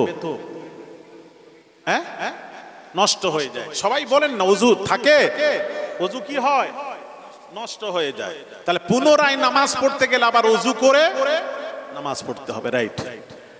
এটা সকলের আইন, এটা পীর সাহেবদের ওই আইন, গৌসে আজমের ওই আইন, আবু বকর সিদ্দিক রাদিয়াল্লাহু তাআলা আনহু সাহাবায়ে রাসূল, প্রধান খলিফা, তারও আইন এক, আল্লাহর আইন এক। ঘুমিয়ে গেলে ওযু নষ্ট হয়ে যাবে, আপনাকে ঘুম থেকে উঠে নামাজ, আপনাকে ওযু করে নামাজ পড়তে হবে, নামাজ পড়তে হবে। কিন্তু সমস্ত ফাকিগণ লিখেছেন নবীর ঘুমে ওযু নষ্ট হয় না। জোরে বলে। আমাদের ঘুমে ওযু নষ্ট হয়, নবীর ঘুমে ওযু নষ্ট হয় না, হয় না, হয় না। এবার প্রশ্ন, কেন কেন কেন? কেনর একটা উত্তর আছে, এই উত্তরটা দয়া করে মোরারিশা এলাকাবাসী একটু উত্তর দেবেন।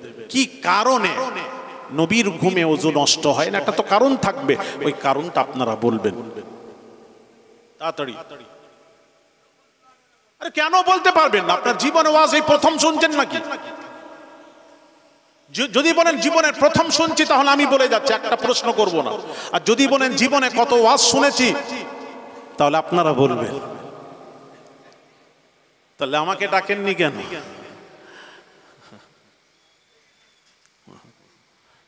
এই ছেলেরা, আমাকে ডাকো না কেন? ভাইরা আমার, বাবাজিরা, তাহলে এর উত্তরটা ইনশাআল্লাহ আগামী 6ই জ্যৈষ্ঠ রোজ বুধবার পশ্চিম মেদিনীপুরে মনে করে দেবে।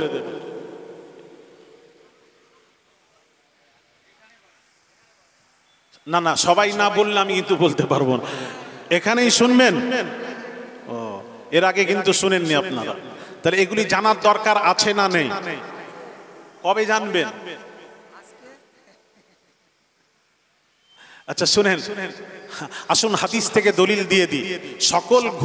সকলের ঘুমে ওযু নষ্ট হয়ে যায়, নবীর ঘুমে ওযু নষ্ট হয় না কেন? কেনর উত্তরটা আমরা হাদিস থেকে একটু খুঁজবো।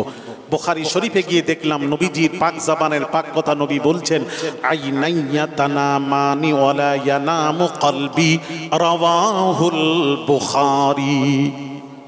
আল্লাহর নবীর পাক জবানের পাক কথা নবীজি বলেন, ও ওরে উম্মতেরা রে, আমার চোখ ঘুমায়, আইনাইয়া তানামানি ওয়ালা ইয়ানামু কলবি, আমার চোখ ঘুমায়, আমি রাসূলের দিল জেগে থাকে, আমার দিল জেগে থাকে, চোখ ঘুমায়, দিল জেগে থাকে, আমি রাসূল সব জ্ঞানে থাকি, সব জানতে পারি। আরেকটু জোরে হবে না? আমার চোখ ঘুমায়, দিল জেগে থাকে, আমি সব জানতে পারি, কি হচ্ছে না হচ্ছে জানতে পারি। সুতরাং এই হাদিসকে সামনে রেখে সমস্ত পৃথিবীর ফাকিগণ লিখেছেন একমাত্র নবীজির ঘুমে ওযু নষ্ট হয় না, হয় না, হয় না। তাহলে নবীর আইন আমাদের আইন। ও কথা বলবেন না তো? দেখে কথা না বললে কিন্তু আমিও আপনারা বললে কিন্তু আমিও বেঁকে বসবো। হ্যাঁ, আমি কথা ফাইনাল করে নিন, অসুবিধা নেই। যদি ওয়াজ শুনতে এসেছেন আর যদি বলেন না বিরিয়ানি খেতে এসেছি হুজুর, আপনি যা বলবেন না বলবেন, আপনার সাথে কোনো কথা নেই। বিরিয়ানি আসবে তখন আমরা চিল্লা চিল্লি যা করার তখন করব।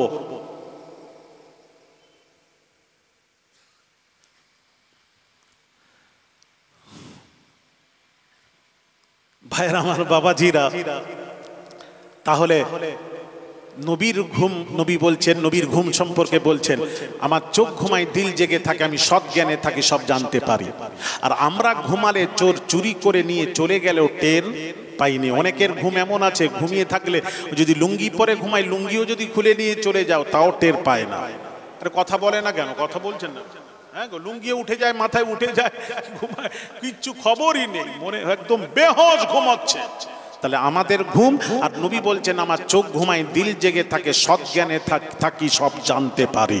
তাহলে নবীর ঘুম আমাদের ঘুম সমান নয়, যার জন্য সমস্ত এই হাদিসকে সামনে রেখে ফাকিগণ লিখেছেন নবীর ঘুমে ওযু নষ্ট হয় না, আর আমাদের ঘুমে ওযু নষ্ট হয়। তার কারণ ঘুম অবস্থায় পেছনের রাস্তা দিয়ে যদি বাতাস বের হয়ে যায়, হাওয়া বের হয়ে যায়, আপনি তো বেহোশ ঘুমাচ্ছেন, কিছু টের নেই, এই জন্য ওযু নষ্ট হয়ে যায়, ঘুম থেকে উঠে ওযু করতে হয়।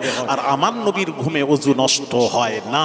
তাহলে বোঝা গেল নবীর ঘুম আমাদের ঘুম এক নয়। আমাদের ঘুমে শয়তান নাজিল হয়, মুস্তাফার ঘুমে ওহী নাজিল হয়। নবীর ঘুম আমাদের ঘুম এক নয়, নবী আমরা এক নয়, এই জন্য নবীর আইন আমাদের আইন সমান নয়।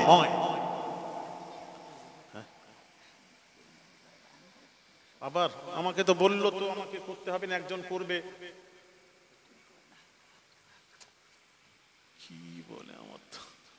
সত্যি এখানকার কমিটি আমাকে আমার জীবনে যা যেগুলো, কিন্তু কোনোটার কথার সাথে আমি কিন্তু মিল পাইনি। কথা বুঝতে পেরে আমাকে বললো উনি কারেকশন করবেন, আমি বললাম ঠিক আছে করুক, আরো আধ ঘন্টা 15 মিনিট বলে দিলাম ওনাকে, করে নেন। আবার আমাকে বলছে আপনি একটু কালেকশন করুন। ঠিক আছে চলেন, কালেকশন কমিটি যেটা বলবে সেটাই করতে হবে, সেটা কথা নয়। কিন্তু আগেই তো আমাকে দিয়ে দিতে পারতেন, লোকজন হলে আমি তো কালেকশন আমি করে নিতাম।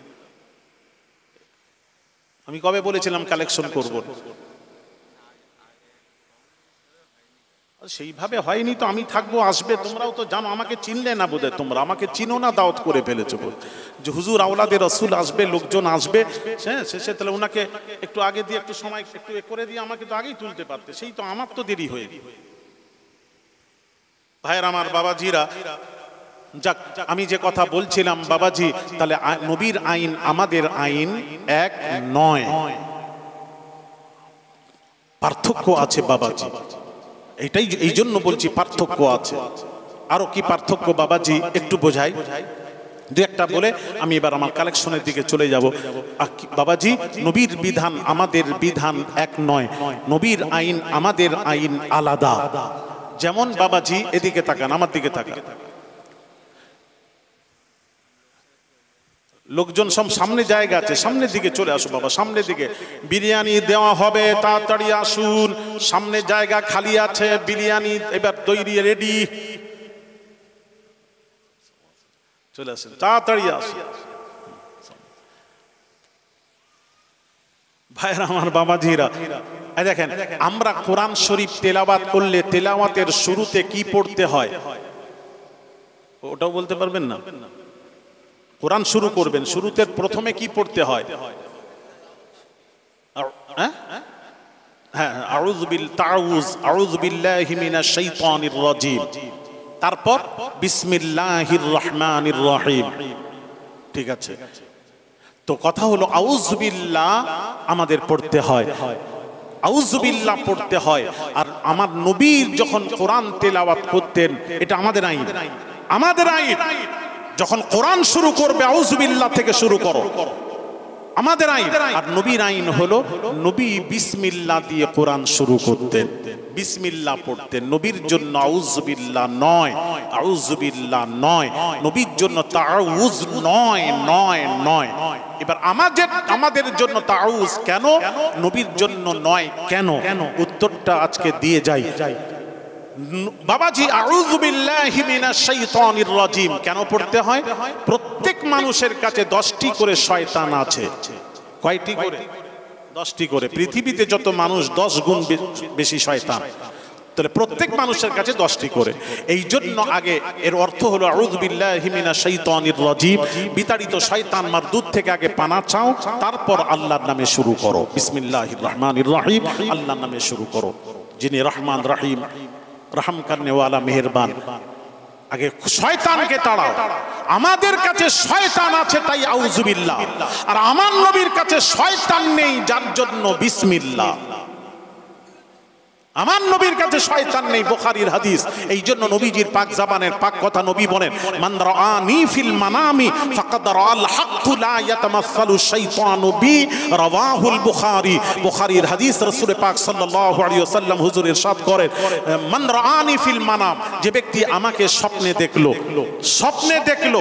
কেউ ভাববে শয়তান নবীর সুরত ধরে এসে গেছে, না, নবী পাক জবানের পাক কথা সহিহ, হাদিস সানাদ সহিহ। নবী বলছেন ফাকাদ রাআল হক, সে সত্যই আমি রাসূল পাক সাল্লাল্লাহু আলাইহি ওয়াসাল্লামকেই স্বপ্ন দেখলো। লা ইয়াতামাসসালু শাইতানু বি, শয়তান আমার সুরত ধারণ করতে পারে না, পারে না, পারে না। রসুলের সুরত শয়তান ধরতে পারে না। এক নাম্বার টু, নবীরা হলেন মাসুম, বেগুনা, নিষ্পাপ। তার কারণ নবীদের কাছে শয়তান নেই, শয়তান থেকে নবীরা পাক, শয়তান থেকে পাক। যার জন্য নবীরা মাসুম, নিষ্পাপ, বেগুনা থাকার কারণে নবীদের ভুল হতে পারে না, পারে না, পারে না, পারে না, পারে না। নবীদের ভুল হতে পারে না, নবীদের ভুল হতে পারে না, পারে না, পারে না। নবীরা নিষ্পাপ, মাসুম, বেগুনা, নবীদের কাছে শয়তান নেই, শয়তান থেকে পাক। ওমা আনসানিহু ইল্লা শাইতানু আন আযকুরা, শয়তান বাবাজি মানুষদেরকে ভোলায়। শয়তান কাকে ভোলায়? মানুষকে ভোলায়। আর মানুষকে শয়তান ভুলিয়ে দেয়। আর নবী শয়তান থেকে পাক, যার জন্য নবীদের ভুল হয় না। তবে বাংলাদেশের এক বক্তা, আহলে হাদিস ইসলাম মাযহাবী গায়র মুকাল্লিদের এক বক্তা, বেয়াদব, সে বলেছে, তার ইউটিউবে দেখলাম, একজন দেখালো, আমার কাছে সব নেই, একজন দেখালো, সে বলল যে রাসূল 6 জায়গায় নবী ভুল করেছেন। জোরে বলুন, কত বড় বেয়াদব বক্তা, রাসূলের 6 জায়গায় ভুল ধরেছে। এইটা একটু বোঝাবো আমি। এটা যারা রাসূলের ভুল ধরেছে, রাসূল বুঝেছে? নাউযুবিল্লাহ, আস্তাগফিরুল্লাহল আযীম। হ্যাঁ, এ রাসূলই বুঝে না। আমি এই জন্য এরা রাসূল বোঝে না। আমি বাংলাদেশে বহু জায়গায় আমাকে মুফতিরা, বড় বড় মুফতিরা আমাকে বলেছে, আপনি হাদিসের দলিল, অনেক কথার উপর তারা বলেছে হাদিসের দলিল দিলে শুধু হবে না, কোরআনের দলিল দিতে হবে। কোরআনের দলিল দিতে হবে, তবেই মানবো। খালি হাদিসের দলিল দিলে মানবো না, কোরআনের দলিল দিতে হবে। আস্তাগফিরুল্লাহল আযীম। এই কথা বলার সাথে সাথে সে বেঈমান হয়েছে, কাফের হয়েছে। বুঝাচ্ছে, একটু বোঝাই। কোরআন আর হাদিস পার্থক্য কি একটু বোঝাই। কোরআন আল্লাহর বাণী, হাদিস শরীফ রাসূলের বাণী। বাণী 2, কথা 1। বাণী 2, কথা 1। কোরআনে যা আছে আল্লাহর কথা, হাদিসে যা আছে আল্লাহর কথা, হাদিসেও যা আছে আল্লাহর কথা। কথা 1, বাণী 2। কোরআন আল্লাহর বাণী, হাদিস রাসূলের বাণী, রাসূলের জবানে মোবারক থেকে বের হয়েছে, এজন্য বাণী রাসূলের, কিন্তু কথা 1। যেমন হাদিস শরীফে দিয়ে প্রমাণ করা আছে, কোরআন হাদিস দিয়ে আপনারা শিক্ষিত জ্ঞানী গুণী, একটু কোরআন দিয়ে বোঝায়। নবীজি আব্দুল্লাহ ইবনে আমর ইবনুল আস রাদিয়াল্লাহু তাআলা আনহুকে নবী বললেন, কাইয়িদুল ইলমা বিল কলম, এই সাহাবী, আমি রাসূল যা বলি আমার সমস্ত কথা লিখে এক জায়গায় করো। সাহাবী আরজ করলেন, ইয়া রাসূলুল্লাহ, ইয়া হাবিবাল্লাহ, হুজুর আমি রাগবশত যদি কোনো কথা বলি ওটাও কি, আপনি যদি রাগবশত কোনো কথা বলেন ওটাও কি লিখবো? আল্লাহর নবী বলেন, আল্লাহর নবী বলেন উক্তুব মা সামি'তা আন্নি, আমি যা বলি আমার সমস্ত কথা লিখে এক জায়গায় করো, আমার কোনো শব্দ বাদ দেবে না। তার কারণ নবী বলছেন, মা আকুলু ইল্লাল হক, আমি নবী আল্লাহ ছাড়া কোনো কথা বলিনি। আচ্ছা, আপনাদের সুবহানাল্লাহ তো আসতে কেন, কি ব্যাপার বলেন না? কি বলে, খুব কি খিদে লেগেছে নাকি যাতে সুবহানাল্লাহ একটু জোরে হচ্ছেন?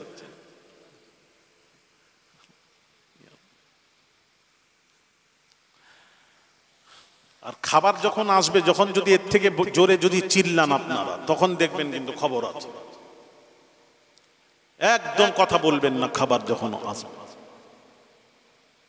তাহলে বুঝবো যে আপনারা ঠিকই আছে।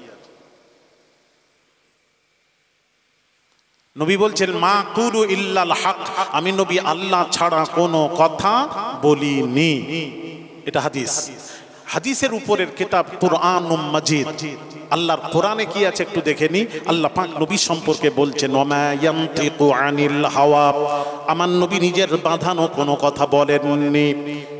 ইন হুয়া ইল্লা ওয়াহয়ুন ইউহা, নবী যা বলেন সব ওহী, সব হলো আমি আল্লাহ আমার কথা।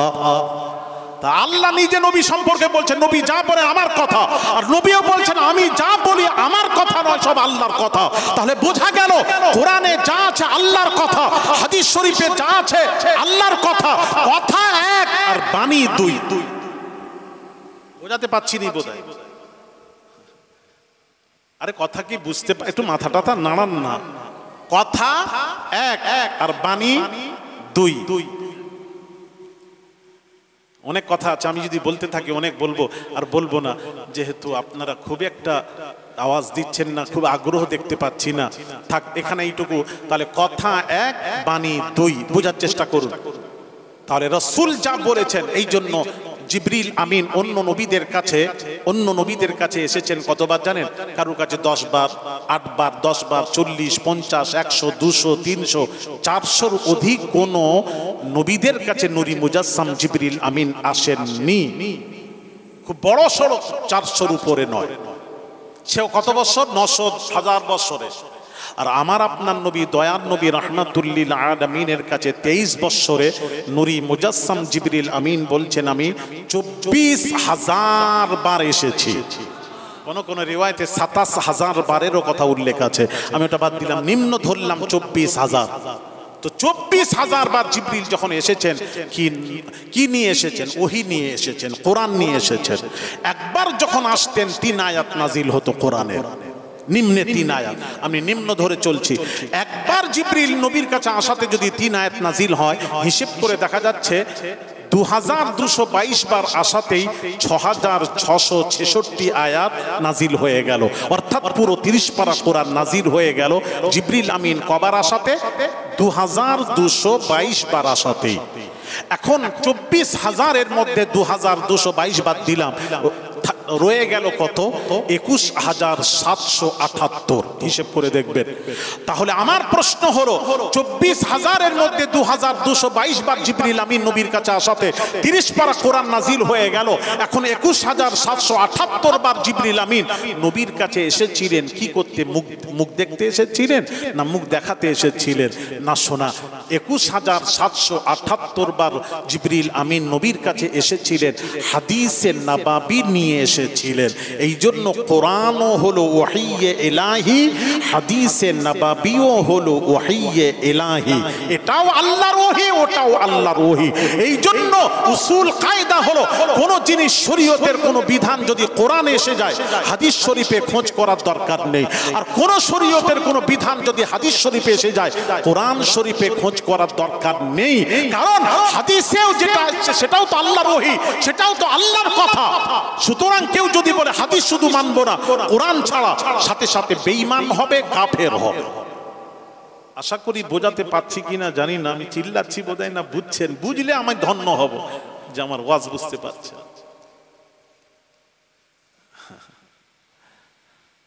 তাহলে যদি নবীর কথা যদি আল্লাহর কথা হয়,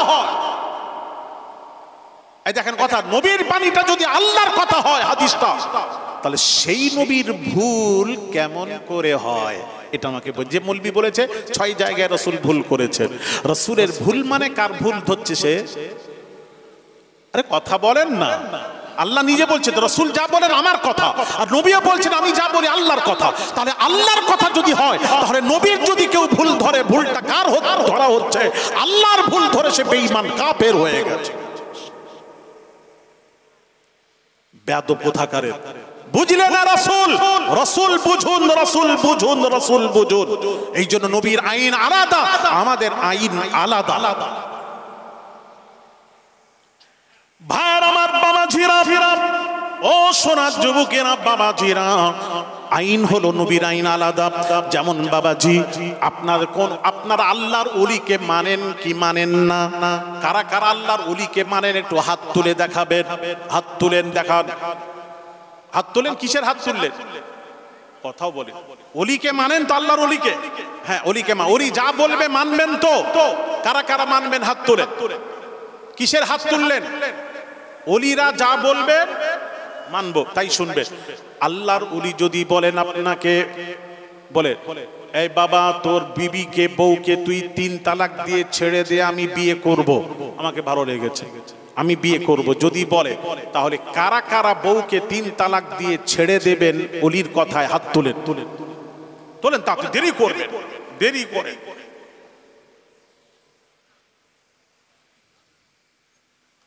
কি হলো? হবে না? তা আপনারাই তো বললেন ভাই, আমার কথা কি আপনারা বলেন ওলি মানেন? হ্যাঁ মানি। যা বলবেন শুনবেন? আপনারা বলেন হ্যাঁ হুজুর শুনবো। তাহলে ওলি বলছেন, ধরেন ওলি যদি বলেন যদি বিবিকে ছেড়ে দে আমি বিয়ে করব, কারা কারা ছাড়তে রাজি আছে এইটুকু জানতে চাই। আরে আমি যেটা প্রশ্ন করছি, যদি বলে দেন তখন কি করবেন ওই ক্ষেত্রে? হ্যাঁ বলে দিল, এখন কি করবেন? এখন বলে দিল, এখন ধরেন তখন কি করবেন ওইটা বলেন। মানবেন না না দুটোর একটা তো? হ্যাঁ ওইটাই তো কথা, তো হয়ে গেল তো, আবার অত কথা করে বলবেন না। যদি বলে দেন এক্ষেত্রে কি করবেন? মানবেন না, বিবিকে তালাক দিবেন না তো? কি বলছে? অন্যায় ভাবে তালাক বললে তালাক দিয়ে দেবো, এত সোজা? তালাক কখন দেয়? শরীয়ত বিরোধী কাজ করলে তখন তালাক। আর আমাদের দেশে তালাকের কথা বলবেন না। আমাদের দেশে যখন এখন যে তালাক হয়েছে আর বলবেন না। আমাদের তালাক জানেন, স্বামী এসছে রোদে খেটে এসছে, এসে বউকে বলছে, বিবিকে বলছে তাড়াতাড়ি খাবার দে, টাক গরম হয়ে গেছে, গরমে তাড়াতাড়ি নিয়ে আয় খাবার নিয়ে আয়। তাড়াতাড়ি বিবি ঘুরি বাপরে রেগে গেছে, তাড়াতাড়ি খাবার নিয়ে এসে দিয়েছে। খাবার দিতে স্বামী বলছে এই ডিম তুলে নিয়ে আয়। ডিম, ডিম বোঝেন তো আপনারা? আপনারা কি বলেন? কি আন্ডা? আর ডিম আন্ডার মধ্যে কোনো পার্থক্য আছে বাবা? আমি এক জায়গায় জিজ্ঞেস করলাম, একটা ছেলে বলল হুজুর অনেক পার্থক্য আছে। আমি বললাম বাবা আমার তো জানা নেই কি পার্থক্য, তুই বল বাবা। বলে হুজুর ডিমটা ছোট, আন্ডাটা বড়। আমি বললাম এটাই চিড়িয়াখানা, সব রং বেরকম জিনিস। আরে ভেন্ডি যা ঢেঁড়স তাই একই রে বাবা, নাম চেঞ্জ। হ্যাঁ, যার নাম আলমগীর তারই নাম হলো বাদশাহ ঔরঙ্গজেব। কি গো কথা বলেন? হ্যাঁ এই তো ছেলেরা পড়াশোনা করেছে। ডিম আর আন্ডা আলাদা। এখন স্বামী বলছে ডিম নিয়ে আয়, তাড়াতাড়ি তোরে নিয়ে আয়। বা ডিম আনতে গিয়ে বাচ্চা কান্নাকাটি খুব কাঁদছে, বাচ্চাটাকে ভুলাতে গিয়ে ডিম তুলে আনতে দেরি হয়েছে। এইবার স্বামীকে যেই দিয়েছে দেরি হয়েছে, এ আর খাবে না। বলে খান না, বাচ্চার কান্নার জন্য একটু দেরি হয়েছে, খাবেন তো? বলে না আমি খাবো না, আমি যদি খাই তোর উপর 3 তালাক। জোরে বলুন। আরে জোরে বলেন না।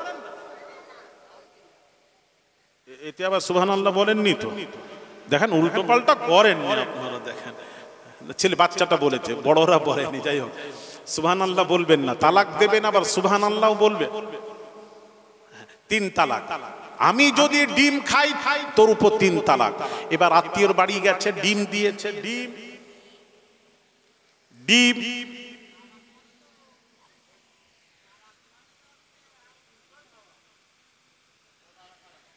ও তালাক আলাদা। ये बीबी के तालाक दो, 3 तालाक। তিন তালাক।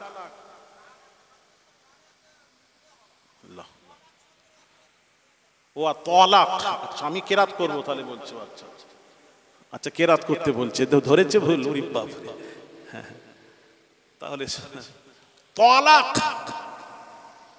কি ছিল?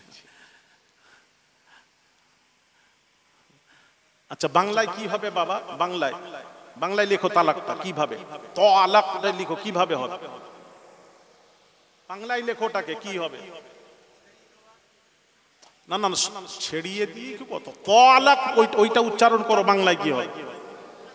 তয় বয় কোথায় লেখা আছে একটা দেখাও তো দেখি। তালাক না, দেখো আল্লামা হুজুরে কিতাব নিয়ে এসে আমাকে দেখিয়ে দাও। তয় বয় আকার লব, লয়াকার কো তালাক, তালাক তালাক নয় বাবা, ওই তালাক। এবার বাংলায় উচ্চারণ করছি, ওটাকে আমি কোরআন পড়ছি, বাংলায় উচ্চারণ করছি, বুঝে না, বুঝে নিয়ে তবু উনি একটু এ করলেন তালাক। এগুলি এটা কথা হলো তোমার বাবা? ক তালাক? তিন তালাক। যেই খেতে দিচ্ছে আন্ডা, ডিপ ডিপ খেলেই, আরে কথা বলেন না, খেলেই তালাক। ভার আমার বাবা ঝিরাম দীর্ঘদিন পর তার এক বন্ধুর সাথে সাক্ষাৎ। বন্ধু, বহুদিন পর তোর সাথে সাক্ষাৎ, পকেটে কি খাবার আছে দে বন্ধু খাই, খুব খিদে লেগেছে। বন্ধু বলছে খাবি তো, যা আছে খাবি তো? বলে হ্যাঁ খাবো। বন্ধু বলছে যদি না খাস? বন্ধু বলছে খাবো বলছি তো, যদি না খাস? আরে বলছি খাবো তো, যদি না খাস? তখন বন্ধু বলছে বন্ধু তোর পকেটের খাবারটা আমি যদি না খাই, আমার বিবির উপর তিন তালাক। তাহলে মোট কত হলো? আগের তিন, এখন তিন, ছয়। এইবার বন্ধু চিন্তা করলো আমার পকেটের খাবারটা যদি না দিই বন্ধুর বই থাকবে না। আস্তে করে পকেটের খাবারটা যেই বের করে দিয়েছে, খাবারটাও ডিম। এবার কি হবে? খেলেও আর না খেলেও এখন কি করবে? বাঁচার রাস্তা কি? হ্যাঁ যাক ভাইরা আমার, ওদিকে যাচ্ছি না। আমি বোঝাতে চাচ্ছিলাম যে আমাদের দেশের তালাক, গোশত সিদ্ধ হয়নি তালাক, তালাক, নুন বেশি হয়ে গেছে লবণ তালাক, তালাক, সবে তালাক। এটা নয়, শরীয়ত বিরোধী কোনো কাজ করলে, অন্য পুরুষের সাথে উঠা বসা করছে, পর্দা করে না, নামাজ রোজা নেই, আপনি সেই ক্ষেত্রে আপনি বলতে পারেন, যদি না শুনে আপনি মারেন তাকে, মারবেন মুখে বাদে মারেন, ছাতিতে বাদে, যেখানে মারার শরীয়ত বিধান দিয়েছে সেই জায়গায় মারেন। মেরেও না হলে বিছানা আলাদা করে দেন, তাতেও যদি না হয় এক তালাক দিয়ে রেখে দেন, তাতেও যদি না হয় দু তালাক। একসাথে তিন তালাকের বাবা প্রশ্নই জাগে না, শরীয়ত বলে না, দু তালাক দেন। সর্বনিম্নে শেষে যখন হচ্ছে না তখন তিন তালাক দেবেন। এটা হলো শরীয়তের বিধান, ওরা আমাদের কাছ থেকে জেনে নেবেন। একটু কথায় তালাক দেবেন না, আর কাঁপতে থাকে বাবা, দেবেন না বাবা। সন্তানের দিকে তাকিয়ে কথা, এই শব্দটা বের করাবে না, অন্যদিকে তোমরা সাইস্তা করো করো, কিন্তু তালাক শব্দ ব্যবহার করবে না, অনুরোধ করছি ভাইরা আমার, বাবা জিরা। তো যে কথা বলছিলাম, বলতে বলতে চলে এলাম, একটু বলে দিই। তাহলে পৃথিবীর গাউসে পাক যদি গাউসে আজম পীরানে পীর দস্তগীর আব্দুল কাদের জিলানী আল বাগদাদি হুজুর যদি বলে দেন, এই তোর বউকে তুই তালাক দে, তালাক দিয়ে দে, কোনো অন্যায় নেই, গাউসে পাক বলে দিলেন, আপনি তালাক দিতে পারবেন? জোরে বলুন। পৃথিবীর কেউ বললে পারবেন? পারবেন না। কিন্তু নবীজি যদি কাউকে বলে দেন, তোর বউকে তালাক দে, আমি বিয়ে করব, কি করবেন? কথাও বলেনি। নবী যদি বলে দেন তালাক দিয়ে দে, আমি বিয়ে করব, এত দেরি হচ্ছে, এরা অনেক কাঁচা আছো তোমরা, আসলে কিছু তৈরি হওনি, এতদিন যে কি করেছো আমার তো চিন্তায়, আমি খুব চিন্তায় আছি। একমাত্র রাসূলে পাক, ভালো করে এই জন্য তো বোঝাতে এসেছি বাপ আমার, একমাত্র রাসূলে পাক সাল্লাল্লাহু আলাইহি সাল্লাম যদি কাউকে হুকুম করে দেয় তালাক দিয়ে দে, সাথে সাথেই তালাক দেওয়া আপনার উপর ওয়াজিব হয়ে যায়। তালাক তালাক তালাক দিতেই হবে, দিতেই হবে, দিতেই হবে, কারণ রাসূলের হুকুমটাই হলো আল্লাহর হুকুম। এটা কি কোন পীর সাহেব মনে করেছো?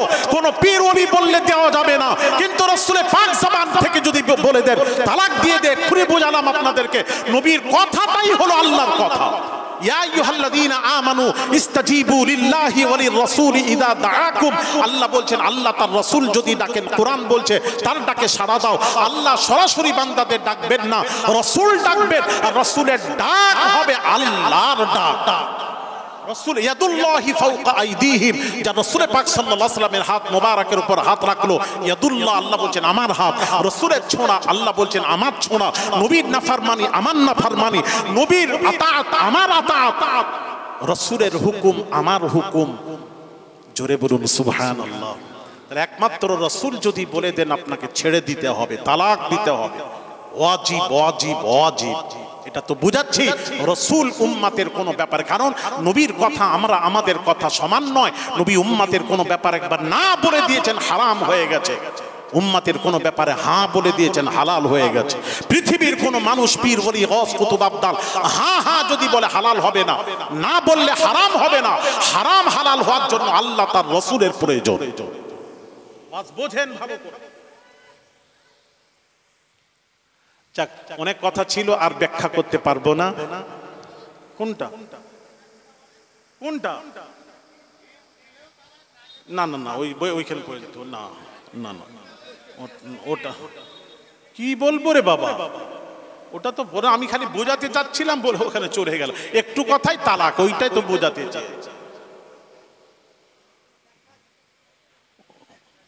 ওর ব্যাখ্যা নেই তো বলছে, ওর ব্যাখ্যা নেই, তাহলে আর কি ব্যাখ্যা নেই। আমি মনের আমি দেখে রাখবো, আপনারা মেদিনীপুরে 6 জ্যৈষ্ঠ যাওয়ার চেষ্টা করবেন, ওখানে ইনশাল্লাহ দেখে রাখবো, ওখানে বলবো ইনশাল্লাহ, তবে মনে করে দেবে।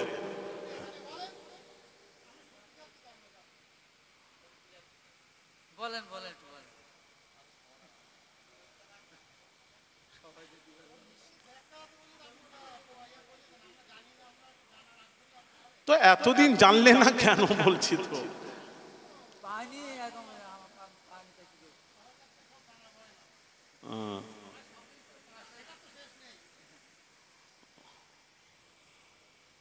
ভাইয়ের আমার বাবাজিরা, অনেক কথা ছিল, একটা একটা করে বোঝাতাম, সময় তো হয়ে গেছে, আবার কালেকশনও করতে হবে।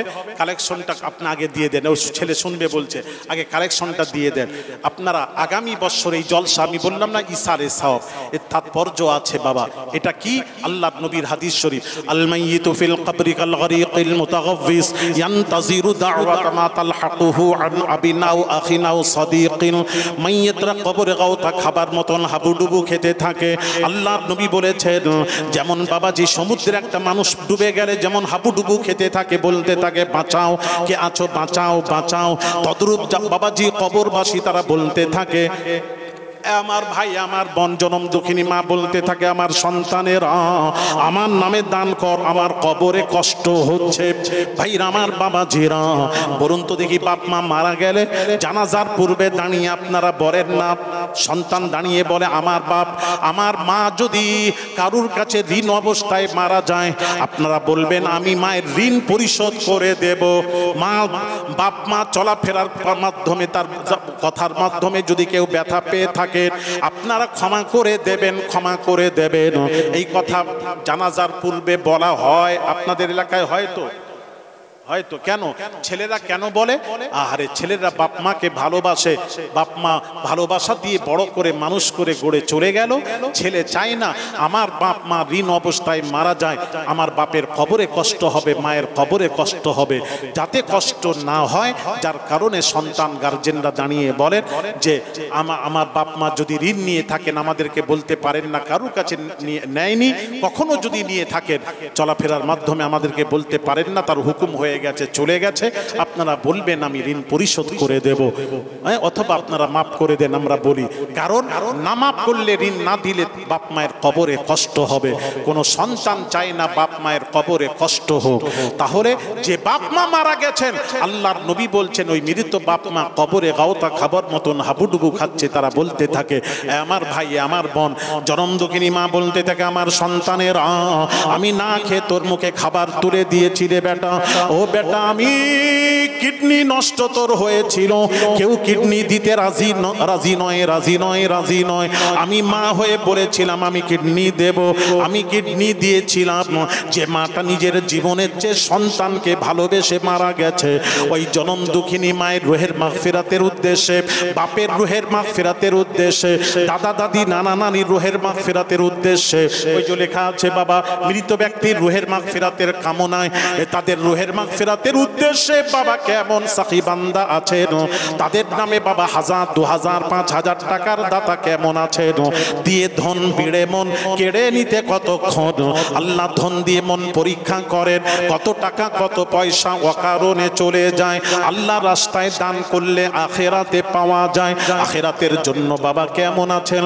দয়ার নবীর একটু বলে তাড়াতাড়ি বলে, দয়ার নবী রাহমাতুল লিল আলামিন হুজুরকে প্রশ্ন করা হলো, নাহুজ্জাল মাউতানা ওয়া নাতাসাদদাকাল মাউতানা ইয়া রাসূলুল্লাহ ইয়া হাবিবাল্লাহ হুজুর, আমার পিতার উপর হজ ফরজ ছিল, আমার পিতা ইন্তেকাল করে গেছেন, পিতার বদলে যদি কাউকে টাকা দিয়ে হজে পাঠিয়ে দিই আমার পিতা হাজি হয়ে উঠবে কিনা জানতে এসেছি। আল্লাহ নবীর পাক জাবানের পাক কথা তিনি বলেন নাম হ্যাঁ, আমি রাসূল বলছি পিতার বদলে যদি কোনো সন্তান কোনো কাউকে টাকা দিয়ে বদলি হজে যদি পাঠাতে পারো, কিয়ামতের দিন তোমার পিতাকে আল্লাহ রব্বুল আলামিন হাজি করে তুলবেন।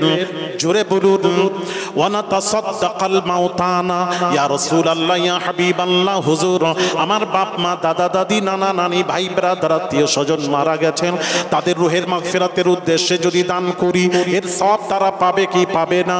আল্লাহর নবী বলেন নাম হ্যাঁ, আমি রাসূলুল্লাহ সাল্লাল্লাহু আলাইহি ওয়াসাল্লাম বলছি নাম হ্যাঁ, কামসালিল জিবাল, পাহাড় সমতুল্য সওয়াব মৃত বাপ মা দাদা দাদি নানা নানির রুহে পৌঁছে দেওয়া হয়।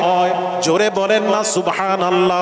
মা বেঁচে থাকলে, বাপ বেঁচে থাকলে, দাদা দাদি বেঁচে থাকলে তাদের বাবাজি অসুস্থ হলে আপনি ডাক্তার দেখাতেন, ঔষধ কিনে দিতেন, খাবার ফলমূল কিনে দিতেন, সেই বাপ মাকে খুশি করাও বাবা আপনারা যদি দান করে মরতে পারেন, আপনি মরে গেলে আপনার সন্তানেরা আপনার নামে দান করবে। তুদিনু কামা তুদানু, যে যেমন করবে তেমন পাবে বাবা। 1000, 2000, 3000 যার যেমন তৌফিক অনুযায়ী বলতে পারবেন হুজুর আওলাদে রাসূল, হুজুর আমার বাপের নামে মায়ের নামে জনম দুঃখিনী মায়ের নামে 1000 টাকা দেব। যার মা বেঁচে আছে নিয়ত করেন, মা বেঁচে আছেন মায়ের নেক হায়াতের জন্য হুজুর 1000 টাকা দিচ্ছি, 2000 টাকা দিচ্ছি, কেমন আছেন? হাত তুলুন, হাত তুলুন বাবা তুলুন। বাবাজি ভালো কাজে যদি দান করতে পারেন, আল্লাহর কোরআন বলছে মান জা আবিল হাসানাতি ফালাহু আশরু আমসালিহা, আল্লাহর কোরআন বলছে এক দাও আমি আল্লাহ আশারুন তোদেরকে 10 দেব। আল্লাহ কোরআনে 10-এর ওয়াদা করেছেন, 10-এর ওয়াদা আল্লাহ কোরআনে 10-এর ওয়াদা করেছেন, বান্দারে এক দে আমি আল্লাহ 10 দেব। এই জন্য এক বাবাজি বলেন তো দেখি 1000, 2000 টাকা কে দেবেন? একটু নিয়ত করে বাবা, বাপ মা আত্মীয় স্বজন এক দেবেন। কোরআন বলছে আমি আশারুন 10 দেব। আল্লাহ 10-এর ওয়াদা করেছেন, যদি লাভ হয় কেন দেবেন না? সব জায়গায় লাভ। আপনি দেন, আপনার সন্তানেরও আপনার নামে দান করবে। একটু হাত তুলো বাবা। এপার গড়ে ওপার ভাঙে এই তো নদীর খেলা, সকাল বেলায় ধনী রে তুই ফকির সন্ধ্যা বেলা, সকালে ধনী সন্ধ্যায় ফকির। একজন ফকিরকে 10 তলা বিল্ডিং এর মালিক বানাতে আল্লাহর সময় যায় না বাবা। 1000 টাকা করে দাতা কেমন আছেন? 1000 টাকার দাতা কেমন আছেন? হাত তুলে তুলে। 1000 টাকার দাতা বেশি নয়, নিয়ত করে দেন। বুখারীর প্রথম হাদিস ইন্নামাল আ'মালু বিন্নিয়াত, নিয়তের উপর ফয়সালা হবে কিয়ামতের দিন। ও সোনা নিয়ত করেন, সাইয়্যিদ দিলে লাভটা কি আছে? সাইয়্যিদাতুন নিসা ফাতিমাতুজ জাহরা রাদিয়াল্লাহু তাআলা আনহা অসুস্থ হয়ে পড়লেন। শেরে খোদা বলেন ফাতিমা কি খেতে মন চায় বলো? বেদানা, বাজার থেকে বেদানা খরিদ করে আনছিলেন। প্রতিমধ্যে এক সাইল সওয়াল করলো, একটি বেদানা দিয়ে দিলেন। খালি হাতে বাড়িতে আসছেন, ফাতিমাকে কি জবাব দেব? ফাতিমার সাথে সাক্ষাৎ সালাম আদান প্রদান হয়ে গেল। সাইয়্যিদাতুন নিসা ফাতিমাতুজ জাহরা রাদিয়াল্লাহু তাআলা আনহা তিনি বলছেন, ও আমার স্বামী গো, আপনি কোন দান খায়রাত করেছেন নাকি বলুন? তুমি পর্দার ভেতরে জানলে কি করে? আমি জানতে পেরেছি আপনি যখন দান করলেন আমি ফাতিমা অসুস্থ ছিলাম, আল্লাহ তাআলা দানের উসিলায় ফাতিমার বিমার আল্লাহ ভালো করে দিয়েছেন। একটু জোরে বলা যাবে না? ভাইরা আমার, বাবাজিরা, ও সোনার যুবকেরা, এই জন্য বড়ি দান করলে বিমার ভালো হয়। শেরে খোদার মনে ব্যথা রয়ে গেল, আমি নবীর কলিজার টুকরা ফাতিমাকে বেদানা খাওয়াতে পারলাম না। গায়েব থেকে শেরে খোদার হাতে একজন কিছু বেদানা দিয়ে চলে গেলেন, তার থেকে একটা বেদানা লুকিয়ে রাখলেন, বাকি বেদানাগুলি ফাতিমার হাতে তুলে দিয়ে বলেছিলেন, ও বিবি ফাতিমা, তুমি বেদানা খেতে চেয়েছিলে, নাও বেদানা। ফাতিমা হাতে নিয়ে গুনতে লাগলেন, 1 2 3 4 5 6 7 8 9। গোনার পর বললেন, এটা আমার নয়, না তোমার, না আমার নয়। ফাতিমা, তোমার নয়, তুমি জানলে কি করে? আমি জানতে পেরেছি আপনি যখন দান, ফাতিমা বলছেন আমার নয়, তোমার নয়, তুমি জানলে কি করে? নবীর কলিজার টুকরা ফাতিমা বলছেন, আপনি তো একটা বেদানা দান করেছিলেন। আল্লাহ পাক কোরআন পাকে ঘোষণা করেন, মান জাআ বিল হাসানাতি ফালাহু আশরু আমসালিহা। বান্দারে এক দেব, আমি আল্লাহ আশারুন তোদেরকে 10 দেব। কোরআনে তো আল্লাহ 10-এর ওয়াদা করেছেন। কোন কোরআনে? প্রত্যেক কিতাবের শেষে লেখা থাকে, এই পুস্তকে যদি কোনো ভুল থাকে বলবেন, সংশোধন করে নেব, পরের ছাপায় সংশোধন করে নেব। আর কোরআনের শুরুতেই লেখা আছে, জালিকাল কিতাবুল লা রাইবা ফি, এটা ওই কিতাব যাতে কোনো ভুল নেই, যাতে কোনো ভুল নেই। তাহলে কোরআনে কোনো ভুল আছে? একটু জোরে বলুন, আছে? কোরআনে কোনো ভুল নেই। আল্লাহ সেই কোরআনে বলেছেন, মান জাআ বিল হাসানাতি ফালাহু আশরু আমসালিহা। আল্লাহ বলেন, বান্দারে এক দেব, আমি আল্লাহ আশারুন তোদেরকে 10 দেব। সুতরাং আপনি একটা বেদানা দান করেছিলেন, আল্লাহ দিলে 10টা দেবে, এতে 9টা আছে। 9টা যদি হয় আমার বেদানা নয়। ভাইয়ের আমার, বাবাজিরা, কি কোরআনকে ফাতিমা বিশ্বাস করতে? শেরে খোদা মুচকি হেসে বলেছিলেন, ও বিবি ফাতিমা, ফাতিমা একটু অপেক্ষা করো। ছুটে গেলেন, ওই যে একটি বেদানা লুকিয়ে রেখেছিলেন ওটা নিয়ে এসে 10 পূরণ করে বলেছিলেন, আল্লাহর ওয়াদা কখনো ভুল হয় না। আল্লাহ 10-এর ওয়াদা করে 10টাই দিয়েছিলেন। একটা বেদানা আমি আলী লুকিয়ে রেখে তোমার মন পরীক্ষা করছিলাম। জোরে জোরে বলুন সুবহানাল্লাহ। তাহলে কোরআন বলছে, ও ছেলেরা, কোরআন বলছে এক দাও আমি 10 দেব। বলেন বাবা, 1000 টাকার দাতা হাত তুলেন। বাবা, 12টা সন্তান হাত তুলেন, 1000 টাকা করে এই মজলিস এত বড় নিয়ত করে। এক তুলো বাবা, একসাথে আমি একটু তাকবীর দিয়ে দোয়া করব। এক, কি নাম বাবা? তুলো বাবা, 1000 টাকা নিয়ত করে। ওই একটা আমার বাবা জি বুঝে বুঝতে পেরেছেন। সবাই তো দান করবে না, সবাই তো বুঝবে না। আমার কথা যারা বুঝতে পেরেছেন বাবা, এটা তো বেকার যাবে না বাবা, এটা তো আপনার বেকার যাচ্ছে না, আপনি তো ওখানে পাবেন। আল্লাহ 1-এর বদলে 10 দেবেন। কোরআন ওয়াদা করেছে, বিশ্বাস করেন কোরআনকে। দুটি হলো, 2টি দাতা হাত তুলেছেন। আর কে আছেন বাবা? 1000 টাকা। কোনো বড় বিপদ আপদ আসছে, নিয়ত করে বাবা 1000 টাকা। বাপ মা মারা গেছে, নিয়ত করে ওই একটা 1000 টাকা। কি নাম বলো বাবা? নাম বলো। ওখানে যান, ওখানে গিয়ে নামটা লেখান। 3টা হলো, 3টা। 4 নম্বরের 1000 টাকা বাবা নিয়ত করে বাবাজি বলুন, আগামী বছর সারে সওয়াবে 1000 টাকা দেব হুজুর। আল্লাহ নবীর মজলিসে 1000 টাকা দেবেন। কেমন আছেন 12 জন দাতা? আমি 12 জন কেন বললাম? মুহাম্মাদুর রাসূলুল্লাহ নামের হরফ হলো 12টা। এই জন্য নবীর ইজ্জত রক্ষার্থে 12টা দাতার কাছে আমি 1000 টাকা চাই। 1000 টাকা আমার নবীর জন্য বাবাজি, এই নবীর মজলিসে বাবাজি সবরে শানির উদ্দেশ্যে, রুহের মাগফিরাতের উদ্দেশ্যে, আত্মীয় স্বজনের রুহের মাগফিরাতের উদ্দেশ্যে 1000 টাকা করে বাবাজি, 1000 টাকা আল্লাহ কবুল করেন। 4টা হলো, 5 নম্বরের 1000 টাকা তুলো না বাবা। আমার কথা বুঝতে পারছেন না? দিলে তো লাভ আছে। আপনি যখন দেবেন, কোরআন বলছে দিলে আমি আল্লাহ আশারুন 10 দেব, আর না দিলে টাকা বাড়বে কি করে? আপনি 1000 টাকা, টাকা নয়, নিয়ত যদি করেন সব। হ্যাঁ, আমাদের আল্লাহ না করে একটা বিপদ আপদ হয়ে যায়। বলুন না, একটু ভাবুন, হঠাৎ একটা বিপদ হয়ে গেল, আজকেই যদি হয়ে যায়, আল্লাহ যদি বিপদ যদি থাকে নসিবে, বিপদ হয়ে গেল, আপনি ছুটে নিয়ে যাবেন নার্সিং হোম হসপিটালে। কত টাকা গাড়ি খরচা? এখনই গাড়ি নিয়ে নেবে 2-2.5-3,000 টাকা। কলকাতা গেলে, বারাসাত গেলে কত নিয়ে নেবে? কটা হলো? 5টা হলো, 5 নম্বর হয়ে গেছে, আরেকজন 5000 টাকা, মাশাআল্লাহ, আল্লাহ কবুল করেন। শোনা একটু বলেন, আর কে আছেন 6 নম্বরের 1000 টাকা, একটু নিয়ত করেন, শোনা নিয়ত করে দেন। বুখারীর প্রথম হাদিস, ইন্নামাল আ'মালু বিন্নিয়াত, নিয়তের উপর ফয়সালা হবে কিয়ামতের দিন। আপনি কি নিয়তে দান করেছেন, আপনি নিয়ত করে করেন। এই মুসলমানদের উপর যে নির্যাতন শুরু হয়েছে, হ্যাঁ, আল্লাহ যেন নির্যাতনকারীদের থেকে আল্লাহ তাদেরকে জাহান্নামে টিকিট করে বিদায় করে দিও। তাদের থেকে আল্লাহ হিফাজতের জন্য বাবাজি রাস্তাঘাটে চলাফেরা করতে হয় বিপদ আপদ থেকে, বাবাজি আল্লাহ হিফাজত করবেন। দান করলে বিমার ভালো হয়, বালা মুসিবত থেকে আল্লাহ বালা মুসিবত তুলে নেন দান ধ্যান করলে। বাবা কে আছেন 1000 টাকা 6 নম্বরে? বাবা যুবক তরুণদের দান আল্লাহ নবী আরো বেশি পছন্দ করে। হাদিস শরীফ, সাবআতু ইয়াযিল্লুহুমুল্লাহু ফি যিল্লিহি ইয়াওমা লা যিল্লা ইল্লা যিল্লুহু। আল্লাহর নবী বলেন, আমার উম্মতের মধ্যে 7 দল উম্মতকে কিয়ামতের দিন আল্লাহ রাব্বুল আলামিন আরশের ছায়া দান করে দেবেন।